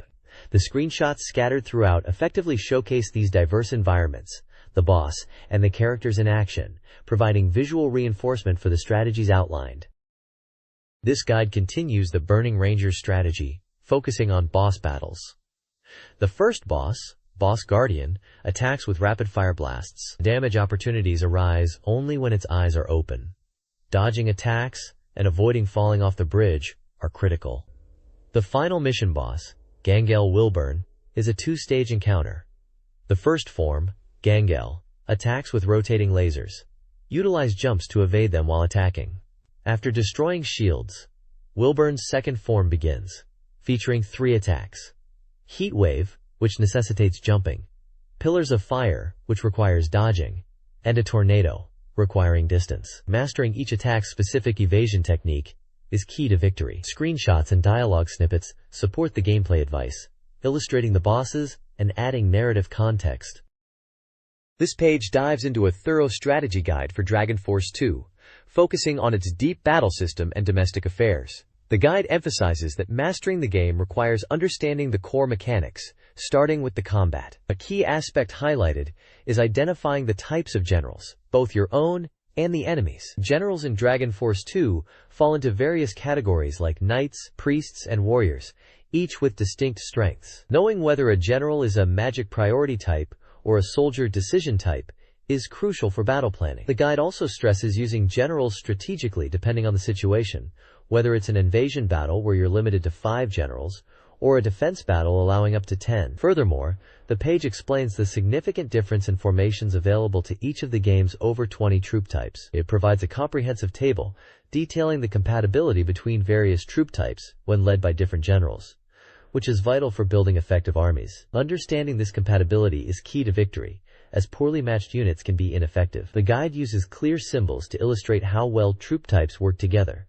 ranging from very good compatibility to inability to attack. This guide explores strategic troop formations and battle tactics in Dragon Force 2. It emphasizes that while 5 base formations exist, troop assignments create unique variants, best utilized with specific troop types. Recommended tactics depend on army strength, aggressive options like charge for the advantage, and defensive options like retreat when disadvantaged. Beyond battles, the guide stresses castle management.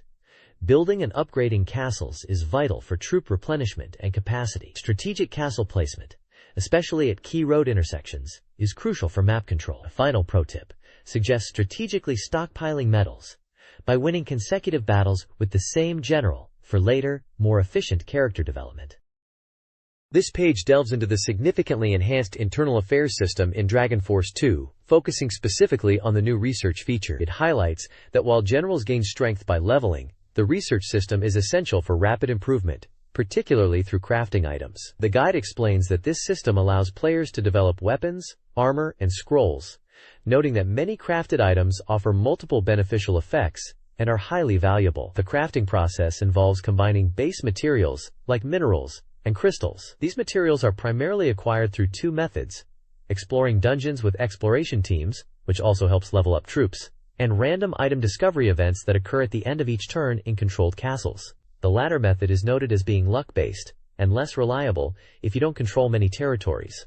The page showcases several examples of craftable items, including the Ring of Power, STR+5, Chainmail, Def+4, Thunder Katana, MP+1, STR+20, Def+2, and Magic Sword, MP+1, STR+10, listing their required materials and effects.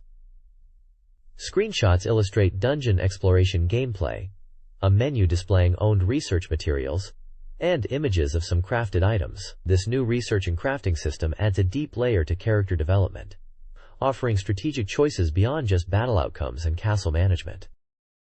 This page focuses on exploring item dungeons and recruiting generals in Dragon Force 2. It explains that these dungeons are crucial for obtaining valuable items and minerals needed for the research system discussed previously, but they are also full of monsters. The guide details 2 primary enemy types found within: the Magic-type Dorghoul, who can cast annoying spells, especially at higher levels, and the Soldier-type Dorghoul, who uses silence magic and is best dealt with using projectile attacks. Regarding items, the page highlights minerals like gold, silver, copper, and iron ore as essential research materials found in dungeons, particularly deeper underground. It also mentions development kits and crystals as valuable finds, noting that the Our Research Era series is a rare item that provides a set for creating scrolls. The page then transitions to recruiting subordinate generals, describing the methods and challenges. While some generals join automatically, many are independent and reside in vacant castles. The guide stresses the difficulty of recruiting generals, who are initially loyal to other rulers, unless their lord gives permission, which is stated as a frustrating reality for the player. A key tip for recruiting is to pay attention to a general's disposition, shown by icons ranging from worst to best, as a better disposition makes recruitment easier. Finally, the guide touches upon increasing general loyalty, mentioning that loyal generals offer valuable advice, including tips for item research. Several examples of such advice are provided, such as strengthening certain items with specific materials. This guide focuses on the RPG Panzer Dragoon Saga, following Edge and Akazel. The story sees Akazel awakening after Kramen's death, then the village of Seekers is attacked. The objective is to reach and destroy the tower.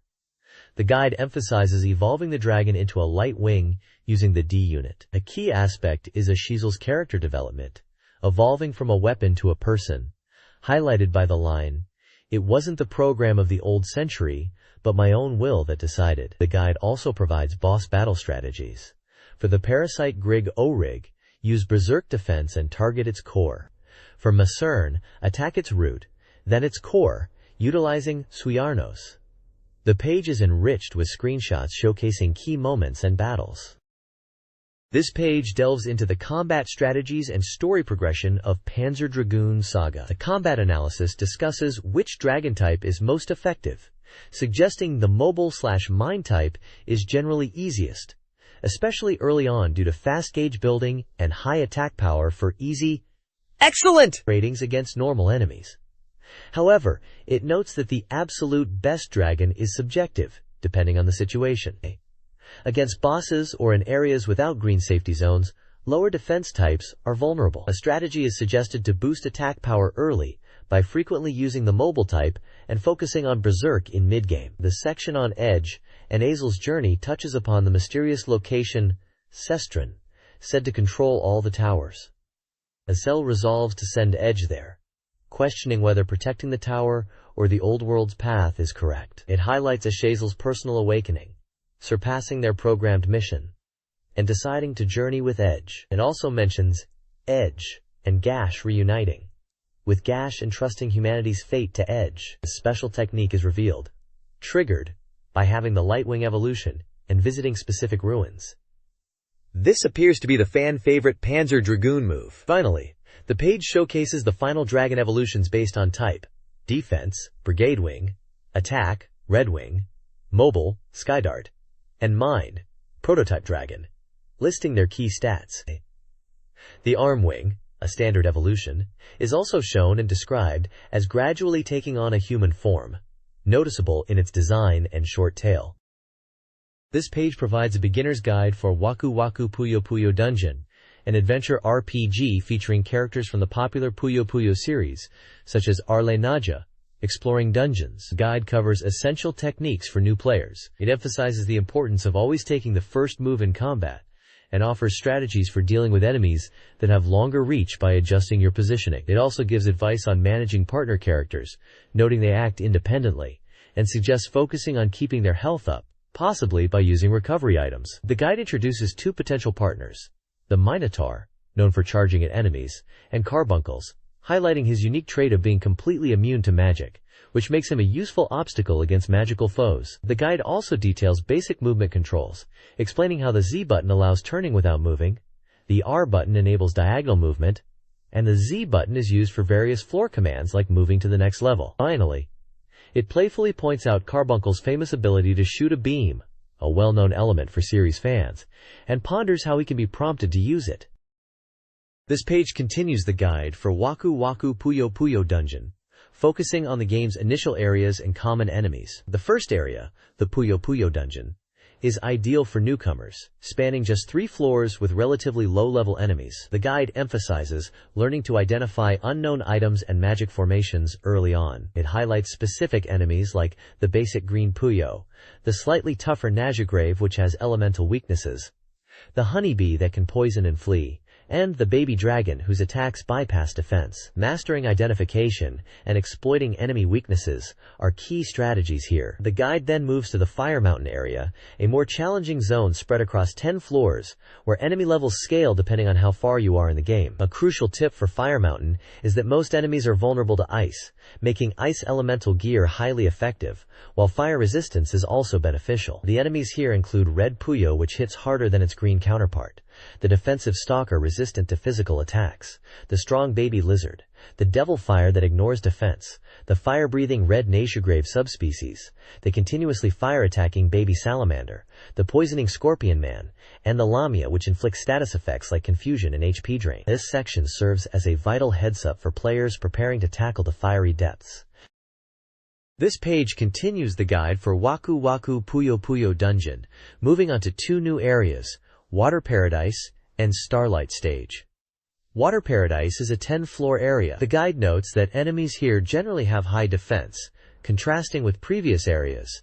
But crucially, water-based creatures are often weak to electric attacks. Players are advised to acquire electric skills. Key enemies include the Blue Puyo, a reckless fish that charges mindlessly, a bubble poison that can inflict poison, and Pollock, a mid-boss encountered on floor 5. Other foes are a Turtle Puyo that can slow you down, a long-range attacking gunfish, a spirit that's hard to hit, and Medusa, known for inflicting status effects like paralysis. Following Water Paradise is the Starlight Stage, also spanning 10 floors. This area is characterized by enemies that frequently use status-altering techniques, potentially leaving you unable to act temporarily. A significant item, the Ear Charm, is obtained by defeating the mid-boss here. It nullifies all sound-based attacks, making it essential to equip. Notable enemies include a Yellow Puyo, an elusive Achan, the Spectre whose sound attack is blocked by the Ear Charm, and Panoti, whose sound attack bypasses defense and obstacles while having various special effects.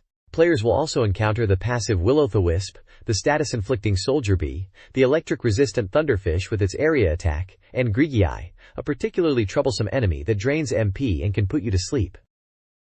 This page focuses on strategies for defeating the tough attraction bosses in Waku Waku Puyo Puyo Dungeon. It provides profiles for several bosses, including Skeleton Et, Dracolich, Seri, and Harpy, detailing their attack and defense ratings, special moves, weaknesses, resistances, and tactical notes. Following these profiles are dedicated sections, offering advice on how to tackle each specific boss. For players struggling with boss battles, a special tip is offered.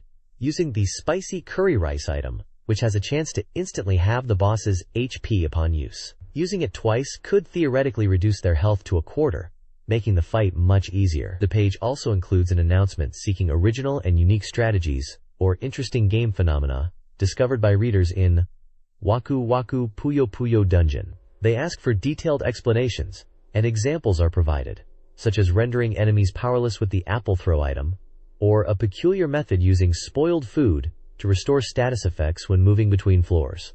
Successful submissions will be presented by the staff. This guide provides a walkthrough for the critical events of EVE, The Lost One, from June 9th to June 10th, covering the shortest path to resolve the story. It recaps the initial plot points: Eve's awakening, the extraction of the former king's memories, and the release of the ad drug. The guide promises to reveal the mysteries surrounding the Lost One virus, which threatened humanity and was linked to the former king's memories within Eve. The virus's spread is speculated to be from Windows machines. The guide focuses on Kasumi's actions on June 9th, presenting a detailed flowchart for his actions at the Hotel Lucian and dance hall, including interactions, examinations, and phone use. The article mentions the ongoing global events and the confrontation between Kasumi and Snake. Images of Kasumi, Yuji, and key locations are included, providing visual aids for players navigating these crucial 2 days, during which intense, game-changing events occur. This page continues the comprehensive guide for Eve, The Lost One, delving deeper into the unfolding mysteries and critical events following the previous day's developments. It breaks down key aspects of the plot, including the puzzle of the Lost One, the assassination of Princess Prisia, and the search for a virus antidote. The guide highlights the unknown individuals in Erfidia, communicating secretly with Japan, and the person who locked the data at the Mochizuki Biological Research Institute, Connecting back to the Lost One mystery introduced earlier, there's a sudden turn as tragic news arrives while investigating with Yu-Gigi at the dance hall. Princess Prisia has been assassinated, plunging the nation into gloom. The page also discusses the virus antidote, mentioning the Lost One itself arriving from cold storage and describing a vaccine-like substance that turns out to be a deadly pathogen similar to the virus. Screenshots illustrate key moments, including a phone conversation between Kasumi and Meina discussing the data lock after the Research Institute bombing, Meina contemplating the mystery of the Lost One, and a visual representation of the virus's structure and rapid proliferation. The guide then provides further detailed walkthrough steps, guiding the player through critical actions and conversations in locations such as the palace, dance hall, Hotel Lucian, and the museum, interacting with characters like Monica, Prisia, Yuji, Luca, Meina, and military personnel, continuing the path through the June 9-10 timeline. This page continues the comprehensive guide for Eve, the Lost One, focusing on the events of June 10 as the mystery deepens. Following the shocking developments, the narrative shifts to searching for Eve and pursuing Monica. The guide explains how the method for creating a virus antidote was discovered, but Eve's body is required. Traveling to the palace, they find Eve is gone. Investigations lead Yoko and Yuguchi to a hidden house at the museum, revealing Monica as the likely culprit who took Eve. The chase is on, with Monica, described as a tall, golden-haired American woman carrying a box for Eve, as the main target. Her motives remain unknown. Screenshots illustrate key moments, including a child's curiosity about a box, the empty tank where Eve was kept, finding clues at the palace, a description of Monica from an employee, and scenes from locations visited during the pursuit like a village and graveyard, hinting at suspicious encounters. A final image teases a connection between Meina, Gyoko's dreams of the Eltudian desert, and a coming battle. The page provides a concise walkthrough chart for Gyoko's actions on June 10, guiding the player through critical steps and conversations in locations like the Hotel Lucian, dance hall, and the museum, interacting with characters such as Himuro, Yugi Elgiji, Luca, and Kojiru, to advance the plot in this intense chase sequence. This page delves into Eve, the Lost One from Snake's perspective, on June 9th. Snake's day begins with the discovery that the Ministry of Defense is deeply involved in the Lost One incident, and that he played a part in it. This causes a significant shift in him. Monica reveals the source of the less-than-lost one greater-than-infection is water, explaining Eve's deteriorating health. Suspicious reactions from Colonel Depp further raise questions. The narrative also presents a possible loss of agency for Kyoko. The walkthrough guides players through key locations like the Ministry of Defense's hidden room, the museum, and the palace. Snake encounters Kyoko near the palace, where she doesn't recognize him. The guide is focused on advancing Snake's investigation into the Lost One mystery and the unfolding conspiracy. This page details the dramatic turn of events surrounding Archbishop Romeos and the tragic fate of Princess Priscilla in Eve, the Lost One. It reveals that Romeos, a vocal critic of modernization and leader of the traditional Basqueya faction, was secretly collaborating with the Qus Ministry of Defense. Luca's exposure of this betrayal led to Romeos being stripped of his authority and support, as depicted in the screenshots showing his dismissals by Depp and Monica. Cornered and desperate, Romeos attempted to murder Priscilla and seize the throne. Snake intervened, preventing Romeo's direct hand in the princess's death, but tragically, Priscilla died shortly after, in Snake's arms. The guide highlights the poignant image of Priscilla's final moments and Snake's reaction. The narrative emphasizes the disappearance of both Priscilla and Monica from Snake's life on June 9th, suggesting this double loss may fuel his subsequent actions, including the search for Monica. The page also provides walkthrough steps for advancing through the palace, museum, and Hotel Lucanch, indicating these are critical locations for Snake to investigate as he moves forward from these events. Following Priscilla's death and Monica's disappearance in Eve, the Lost One, this guide details Snake's investigation. Snake finds Monica at Hotel Lucanch, but she vanishes soon after, along with his wristwatch. A Snake chapter shortest chart guides the player through a complex, non-linear investigation, mirroring Snake's emotional state. The chart recommends revisiting all locations and trying all commands.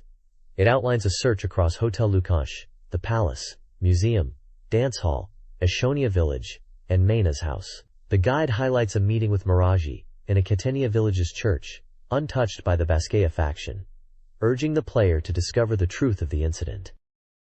This page features a strategic guide for the King of Fighters 97, focusing specifically on defeating the computer opponent, CPU. The guide explains that the CPU is typically reactive, and the strategies presented here exploit this tendency. It covers effective tactics for normal difficulty and notes that the character numbers used throughout the guide correspond to the table provided, which lists characters and their associated numbers.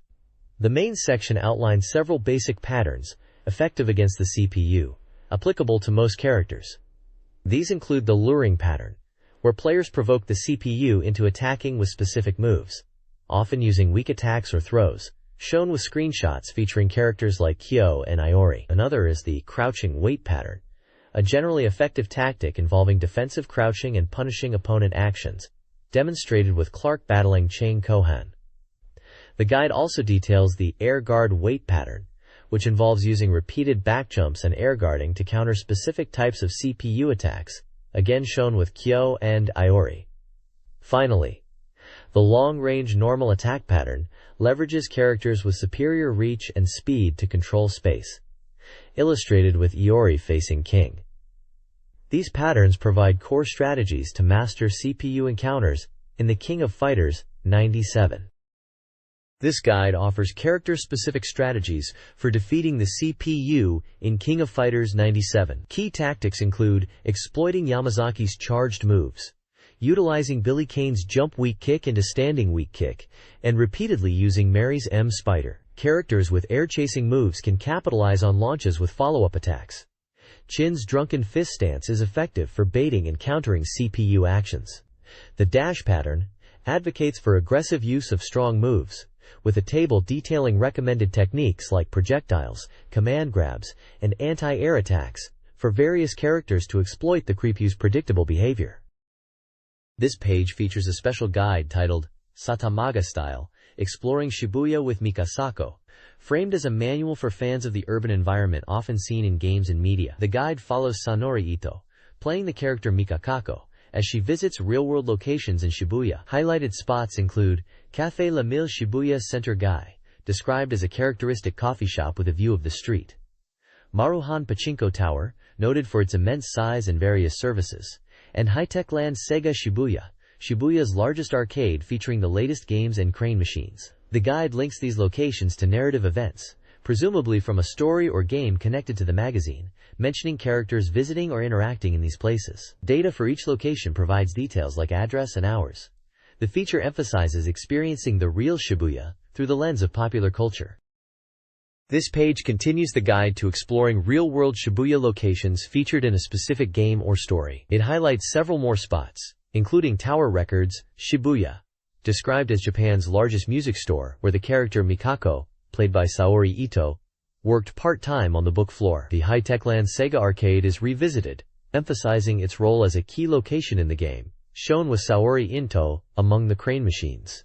Other featured places are Tonkatsu Katsuichi, a pork cutlet restaurant on Dogonzaka where Mikahako also had a part-time job, Photo House Shinsen, a photo studio where Mikahako worked, the Seikatsu Saika convenience store visited by the characters, Kisa West, a coffee shop frequented by the character Yanagidaira, and an Enagidera, and an Ena Cafe, a stylish cafe featured in the game, although its real-world location differs slightly from the game's depiction. The guide connects these real places to specific character actions and appearances within the game's narrative.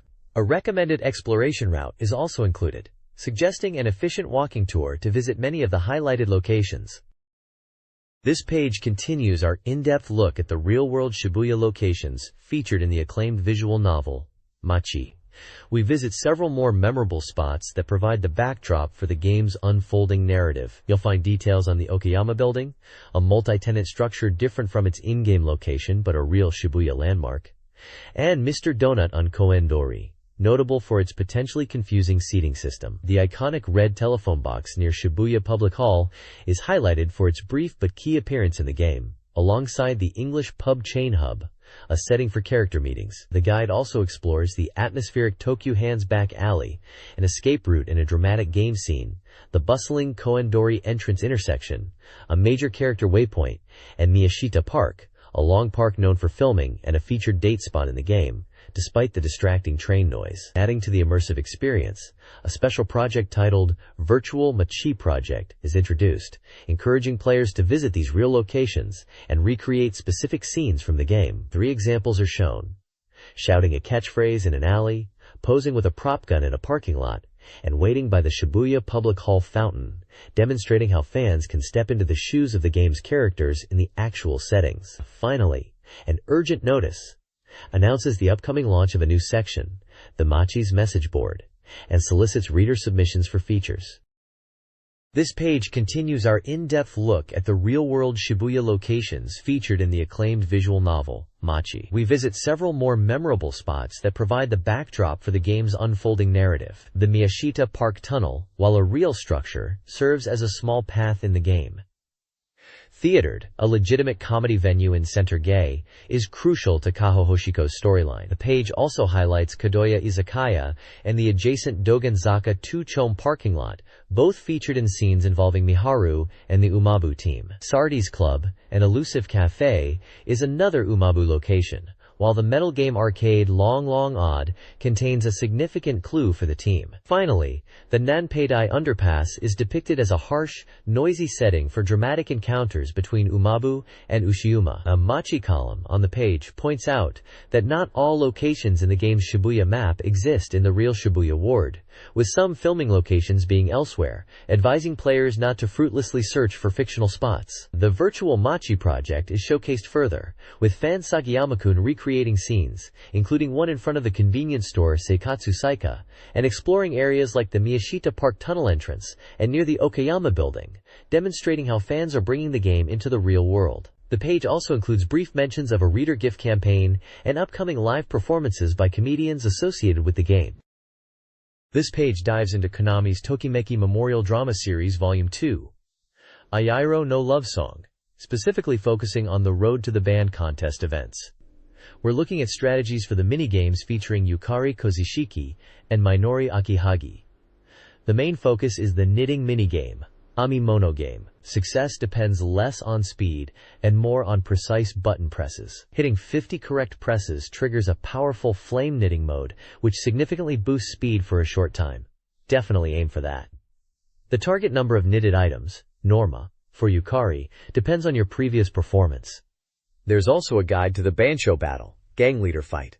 This is a rhythm/button pressing minigame, where you face off against a tough opponent. A key strategy highlighted is using the green medicine item early in the fight to halve the Bansho's HP. After that, focus on defending whenever the Bansho's eyes glow, and patiently chip away at their health. Special moves like the Mariachi Cannon and Dance of Temptation are also mentioned, acquired through minigame progress. An item list details useful consumables like the laser gun and megaton book for battles, and medicines, red, green, yellow, with various effects like HP recovery, HP halving, and stunning. Finally, a column discusses the thematic significance of the roof and youth, describing the school rooftop as an ambiguous, isolated space perfect for introspection and creative pursuits, like writing songs, which is a key theme in this particular Tokimeki Memorial title.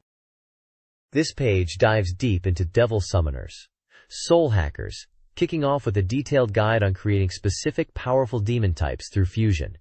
Heroes, Fierce Generals, Awe, and Mad Gods. It explains that heroes are versatile neutral demons, made by fusing a high-level demon with a specific one like Black Maria, to get Jeanne d'Arc. Fierce Generals, specializing in direct attacks, require high-level fusion with certain demons during the new moon, like fusing with Kuzunoha to get Yoshitsune. Odd demons, strong with magic, are born from dark and light demon fusions. Mad Gods, focused on extra attacks, also use dark and light fusion but specifically during the full moon. The key is understanding the required base level and specific partner demons, sometimes tied to the moon phase. We also get a look at Megaton Goods info, highlighting a comprehensive strategy guidebook for soul hackers, detailing everything from dungeon maps to demon data. The VR Art Museum showcases fan art related to the series, featuring works by Yuichi from Saitama Prefecture and Ken Ransan from Fukuoka Prefecture, depicting characters from Soul Hackers. The Megaten Conference Room hosts a Q&A session, including a question about the origin of the character 6's codename. The answer reveals it comes from Revolver, specifically the 6-shooter, linking his name to guns. Another question asks about the model for Muramasa, which the staff admits they don't know. Finally, there's a call for postcard submissions, encouraging fans to send in their Devil Summoner-themed illustrations and messages. This page is the 11th installment of the Zoom In Elf feature, getting closer to the developer Elf. The main focus is the final essay by voice actress Kimiko Koyama, known for voicing Yuno in Yuno, a girl who chants love at the edge of the world. Titled, "Kimi-chan is going to become a splendid voice actress." Quote, she reflects on her time writing the column, thanking readers for their encouragement, which she describes as her biggest emotional support. She discusses the challenges of voice acting but resolves not to give up, inspired by the support she receives. She mentions the announcement of a Yuno OVA adaptation and expresses her joy at potentially meeting fans. She concludes by expressing her gratitude for being involved with the game Yuno. Below, the Elf message board features reader submissions, including a humorous entry about the game Kisaku, described as a super perverted hero game that was unexpectedly released despite starting as an April Fool's joke. The message talks about the shocking content and how some found it stress-relieving. Finally, a preview for the next issue announces a renewal of the Zoom In Elf feature, coinciding with Elf's 10th anniversary and plans for various new projects. The column wraps up with a call for readers to send in postcards with their thoughts or questions for Elf. This page features a report on Elf's latest PC game, Kisaku, described as a pervy photography adventure that's already on sale. It was previously mentioned as a game that surprisingly came to fruition after starting as an April Fool's joke. The focus here is on the game's premise and how it plays. The main targets of the game's protagonist, Kisaku, are 8 female residents of a dormitory. The page introduces these 8 women with their character art and brief descriptions, highlighting them as the subjects of Kisaku's actions. The core gameplay loop is detailed in steps. Starting at 5 p.m., the player decides on Kisaku's actions in 15-minute intervals, choosing where to spy or set up cameras within the dormitory, such as in residence rooms or bathrooms.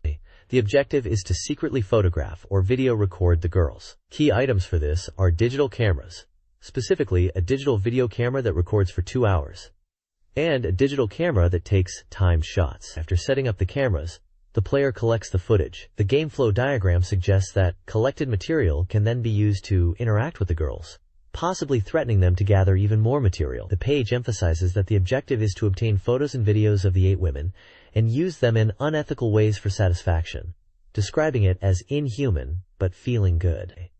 The gameplay involves managing a schedule to know who is where and when to execute the actions. This page features the Arcade Express Volume 23 section, introducing the new arcade title, Guardian Force, from Success. This is a shooting game scheduled for imminent release, supporting up to 2 players simultaneously and running on the STV board. The game's main highlight is its unique control system, allowing players to rotate their main turret 360 degrees independently of their vehicle's movement. While basic movement is handled by a joystick, 2 separate buttons control the left and right rotation of the turret. This allows for highly strategic combat, requiring players to master aiming in all directions while navigating the screen. A third button is used for a special weapon. The story involves the discovery of a powerful energy source called Force in ancient ruins. The militaristic Hammerbolt Empire seeks to exploit Force with their heavy mobile artillery corps, while the secret society Guardian develops the Guardian Force vehicle to counter them and protect the energy source. The game takes players through various stages, starting from a practice area and progressing through secret bases, wilderness, a sea trench, a desert, a sky fortress, and finally infiltrating the Imperial capital and its underground hangar. The screenshots illustrate the game's vertical scrolling action, showing the unique player vehicle engaging various enemy types with its rotating turret. The game is described as a completely new type of shooting game, with rich strategic depth, stemming from its innovative attack system. This page delves deeper into the diverse arsenal available in Guardian Force, building on the introduction of its unique rotating turret control. It details the various items you can collect to enhance your abilities, including weapon change items that alter your main shot into one of 5 distinct types: tusk, feeler, fang, horn, beak, each with unique properties. Power-up items also increase the main shot's strength up to 10 levels.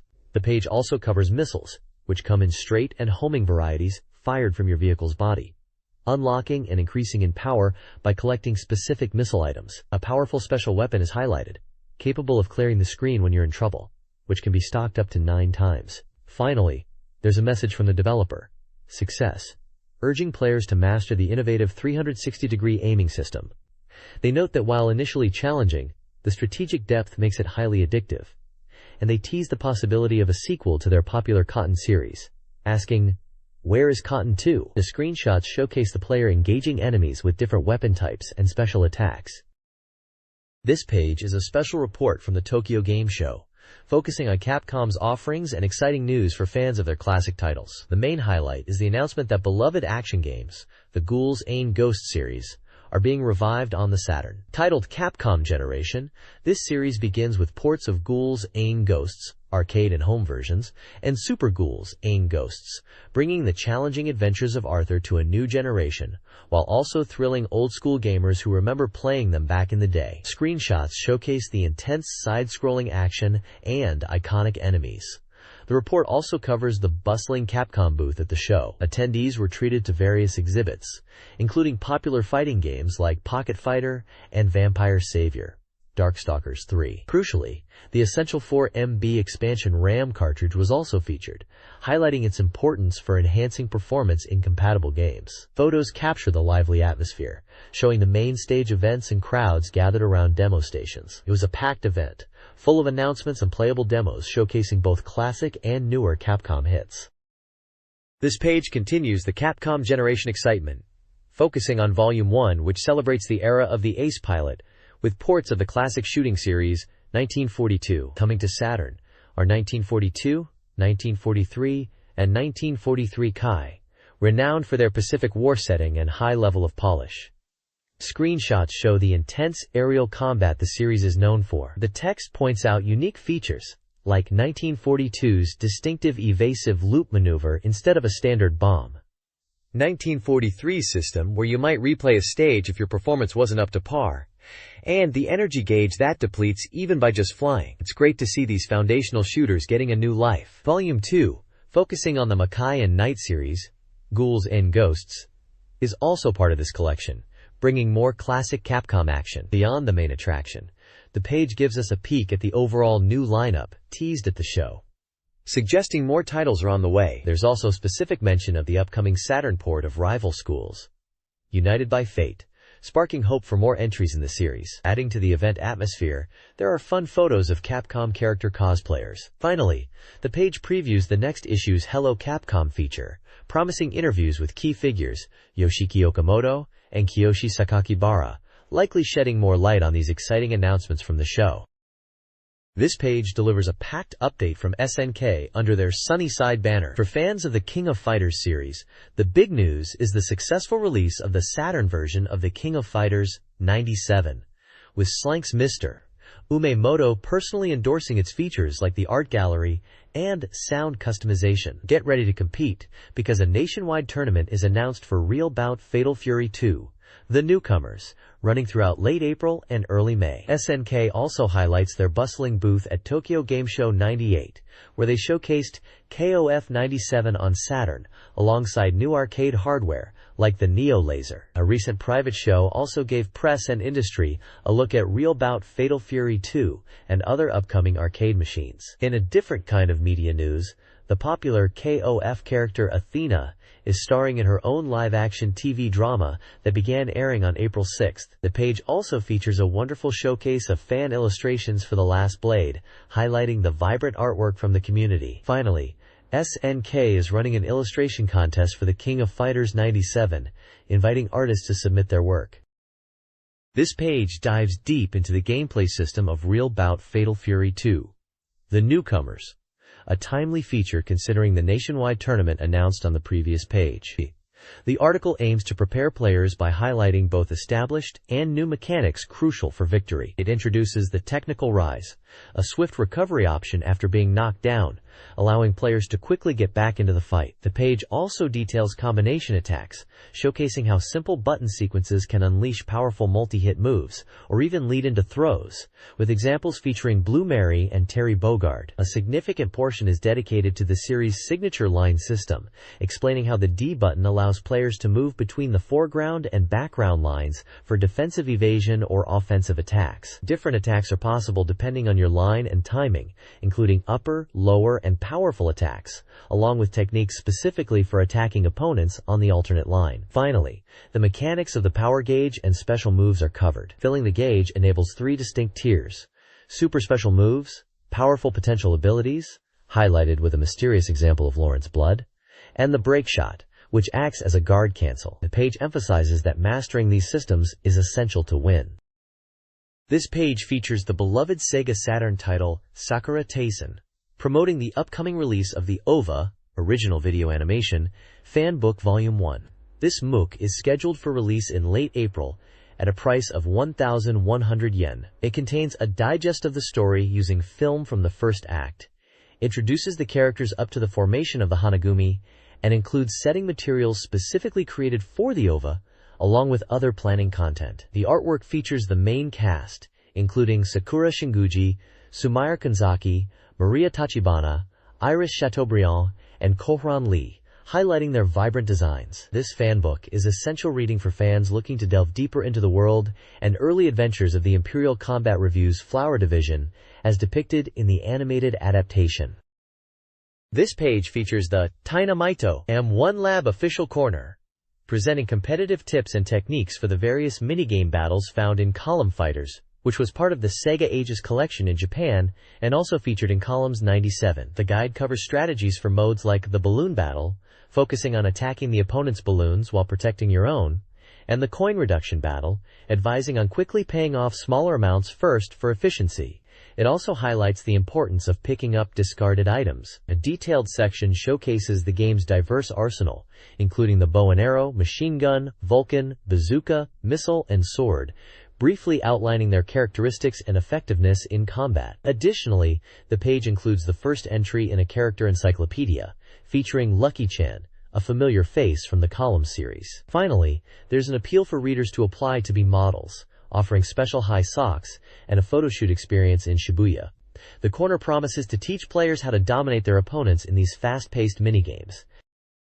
This page is the AM2 Official Corner, Volume 94, focusing on the upcoming fighting game, Fighting Vipers 2, set for release in spring 1998 on the Model 3 arcade hardware. The segment highlights some of the unique and impressive techniques specific to each character, particularly emphasizing the pickup moves recommended for players to learn. The page features detailed breakdowns for 2 characters, Bon and Honey. For Bon, the article showcases powerful throws like the vacuum throw, and striking techniques such as the superhook, fist fireworks, steel elbow, and swift leg kick, complete with button commands and accompanying screenshots demonstrating the move's executions.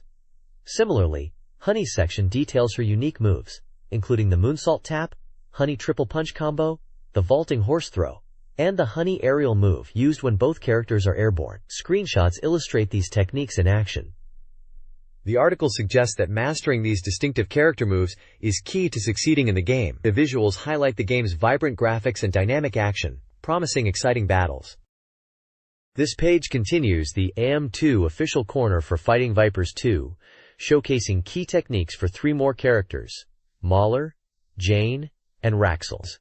Mauler is highlighted for his effective use of timing and delay in his powerful combos, many of which hit at the mid-level. His simple standing punch is a versatile starter for numerous follow-ups, and he can stop combos mid-execution to pressure the opponent. Next is Jane, whose revamped fighting style is more than just brute force. While her image previously focused on powerful pushing attacks, she now expertly weaves in throws, mid-level strikes like the double-down smash, and evasive positioning. Her leg cannon is a strong, forward-moving high kick, and she also features a powerful Death Valley bomb throw from up close. Finally, Raxel is featured, with attention drawn to his newly incorporated throw combos and unique guitar-based attacks. He utilizes moves like the Vulcan Death Grip, which starts with a sliding evasion before leading into a throw, and Crimson Away, a guitar swing followed by a kick. Raxel also has wall-specific guitar techniques and complex combos like the alternate sweeper and double crimson,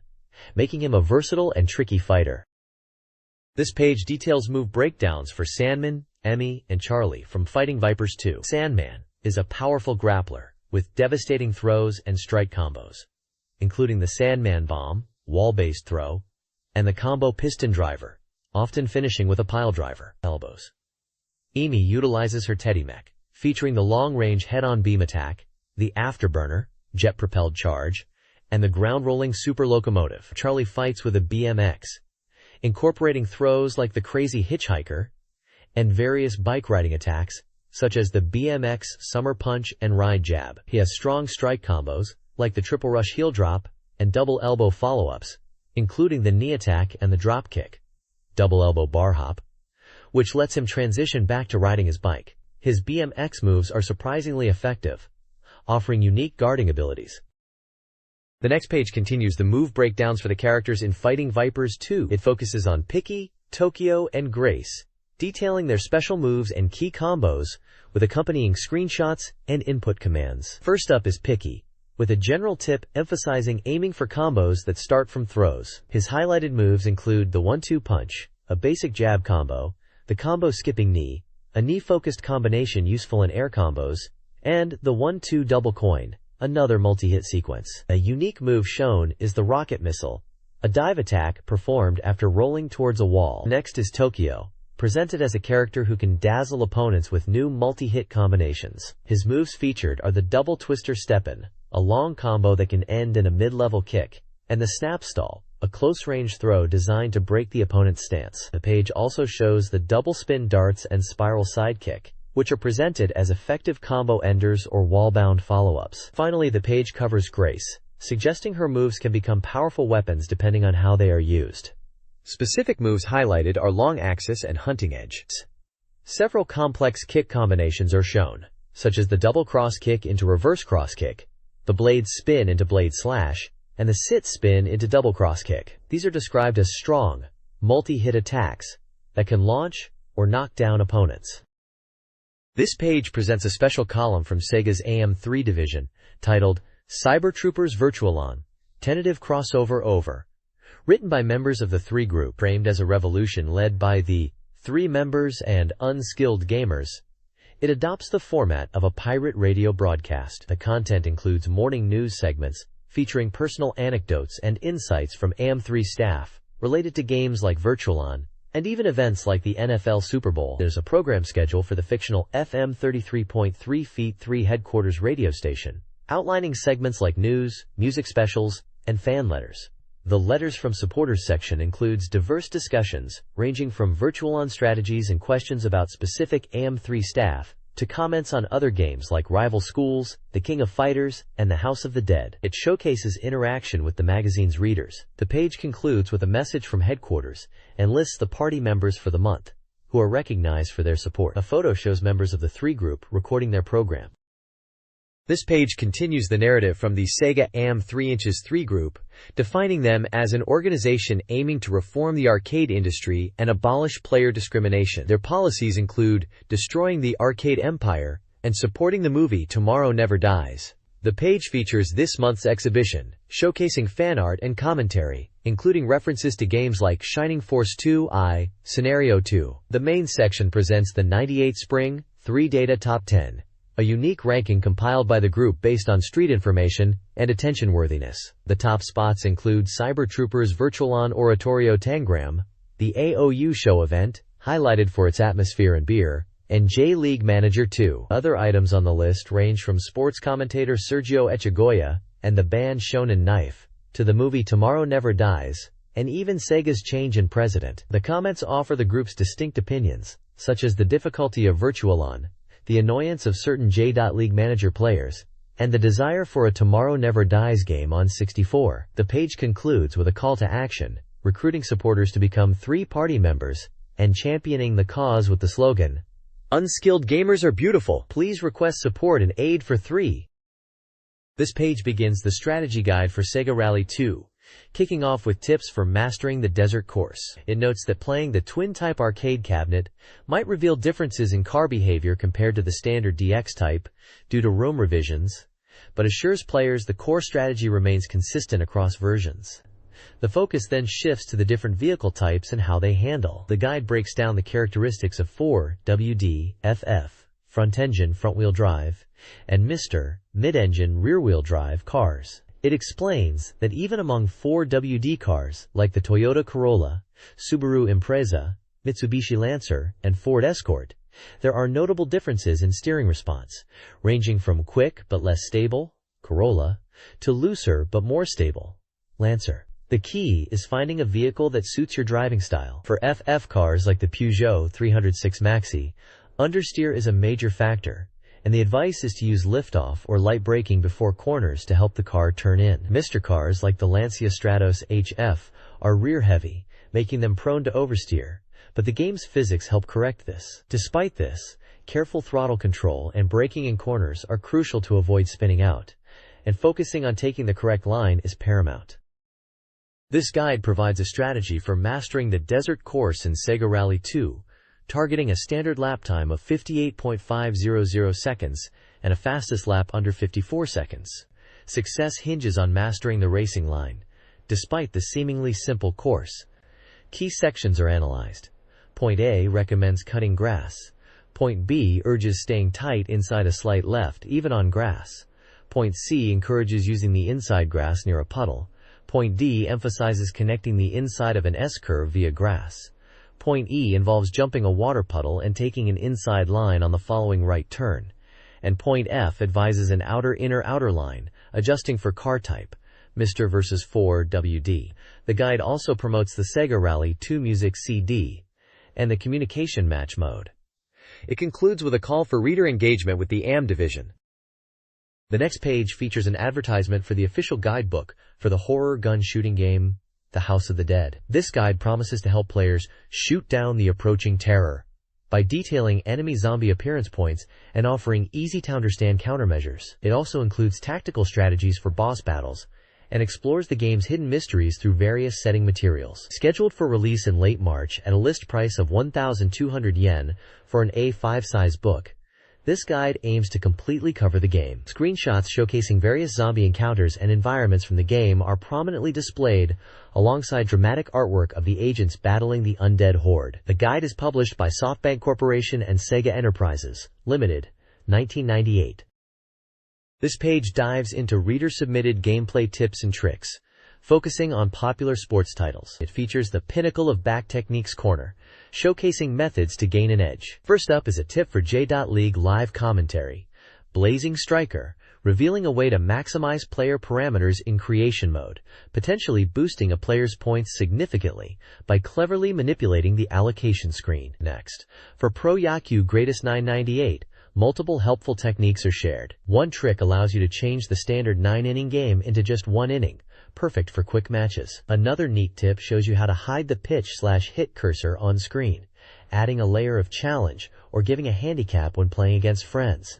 Finally, there's a way to force the game to be played in rainy weather, adding a unique atmosphere to your games. The page encourages readers to submit their own finds for a chance to win prizes, including SEGA Saturn software and book vouchers, making it a hub for discovering hidden game mechanics. Screenshots from the games illustrate the points being made for each tip.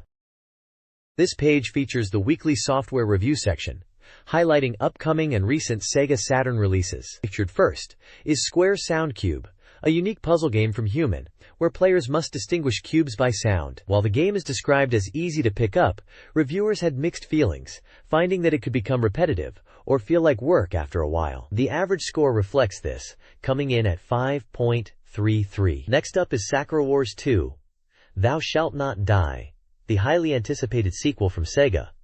Released on April 4th, this dramatic adventure game received overwhelmingly positive reviews. Reviewers praised the significant increase in scenario volume and the improved lip system in the adventure segments. The battle system was also enhanced, with strategic depth added. The reviews highlight that the game delivers maximum fun and is strong across the board, earning a perfect average score of 10.0.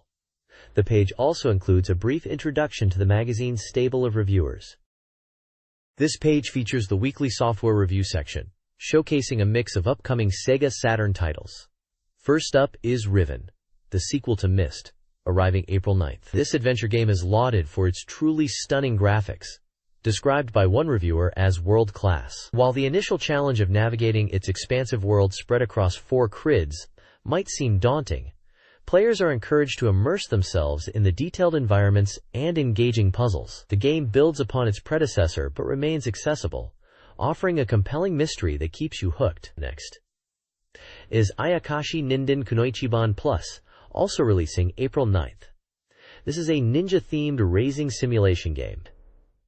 Despite decent graphics and voice acting, reviewers found the game bogged down by tedious text reading and clunky interface design. Progressing through events felt difficult and unrewarding, leaving reviewers feeling it was a chore. One reviewer noted it seemed primarily aimed at male players and not suitable for girls. Finally, Graduation 2-1. Wedding Bell, another April 9th release, is a racing simulation with a unique premise involving a married student teacher. While the character designs were found to be cute, reviewers felt the core concept wasn't fully utilized. The gameplay structure was criticized as repetitive and lacking depth, especially the interaction with the wife. Some found the focus on hiding the marriage became tiresome, overshadowing other aspects. Despite some positive notes on raising balance and health features, the overall impression was mixed, with reviewers pointing out missed potential and unengaging gameplay. This week's SEGA Saturn software reviews cover 3 games and a collection of re-releases. Mobile Suit Gundam: Giren's Greed, a simulation title, receives high praise for its engaging gameplay, character control, and the ability to experience the one-year war from both sides. Reviewers found the game's systems accessible, with an average score of 8.66. Nobunaga's Ambition: Sengoku Gunyu Den, a strategic simulation game, offers a simpler but solid gameplay experience focusing on unifying Japan. It received an average score of 6.33. Vampire Savior, a port of Darkstalkers 3, impresses with its faithful recreation of the arcade experience, including fan-favorite characters and the Dark Force system. It received a score of 7.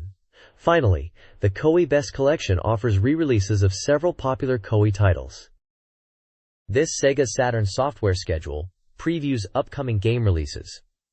It uses genre abbreviations, ACT, RPG, etc., and symbols to indicate peripheral support. The schedule covers releases from April through the following year. The listing features a wide variety of titles, including sequels and established series, arcade ports like X-Men vs. Street Fighter and Castlevania, Symphony of the Night, and console ports such as Resident Evil 2. Genres include fighting, simulation, RPGs, adventures, and sports games.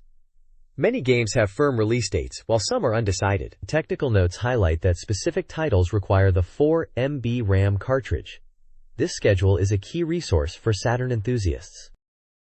This page presents a special reader gift campaign from SEGA Saturn Magazine. Readers had the opportunity to win one of 5 distinct prizes by completing a survey and providing their details. The top prize offered were 20 copies of SEGA Saturn software titles, featuring recent releases. Also available were 3 copies of Capcom's excellent arcade compilation, 3 Wonders Arcade Gears, which brings together action, shooting, and puzzle genres from the arcade onto the Saturn. 4 winners would receive stylish pens featuring the Capcom logo, a nice collector's item. Additionally, 3 copies of Gleam of Force, an engaging action puzzle game, were part of the giveaway. Finally, 5 lucky readers could win exclusive merchandise based on Magical School Lunar, including items like pins, stamps, and CD cases. The page also lists the extensive staff who contributed to the magazine's creation. Contact information for inquiries about the magazine content is provided, along with the release date for the next issue, which was scheduled for April 10th.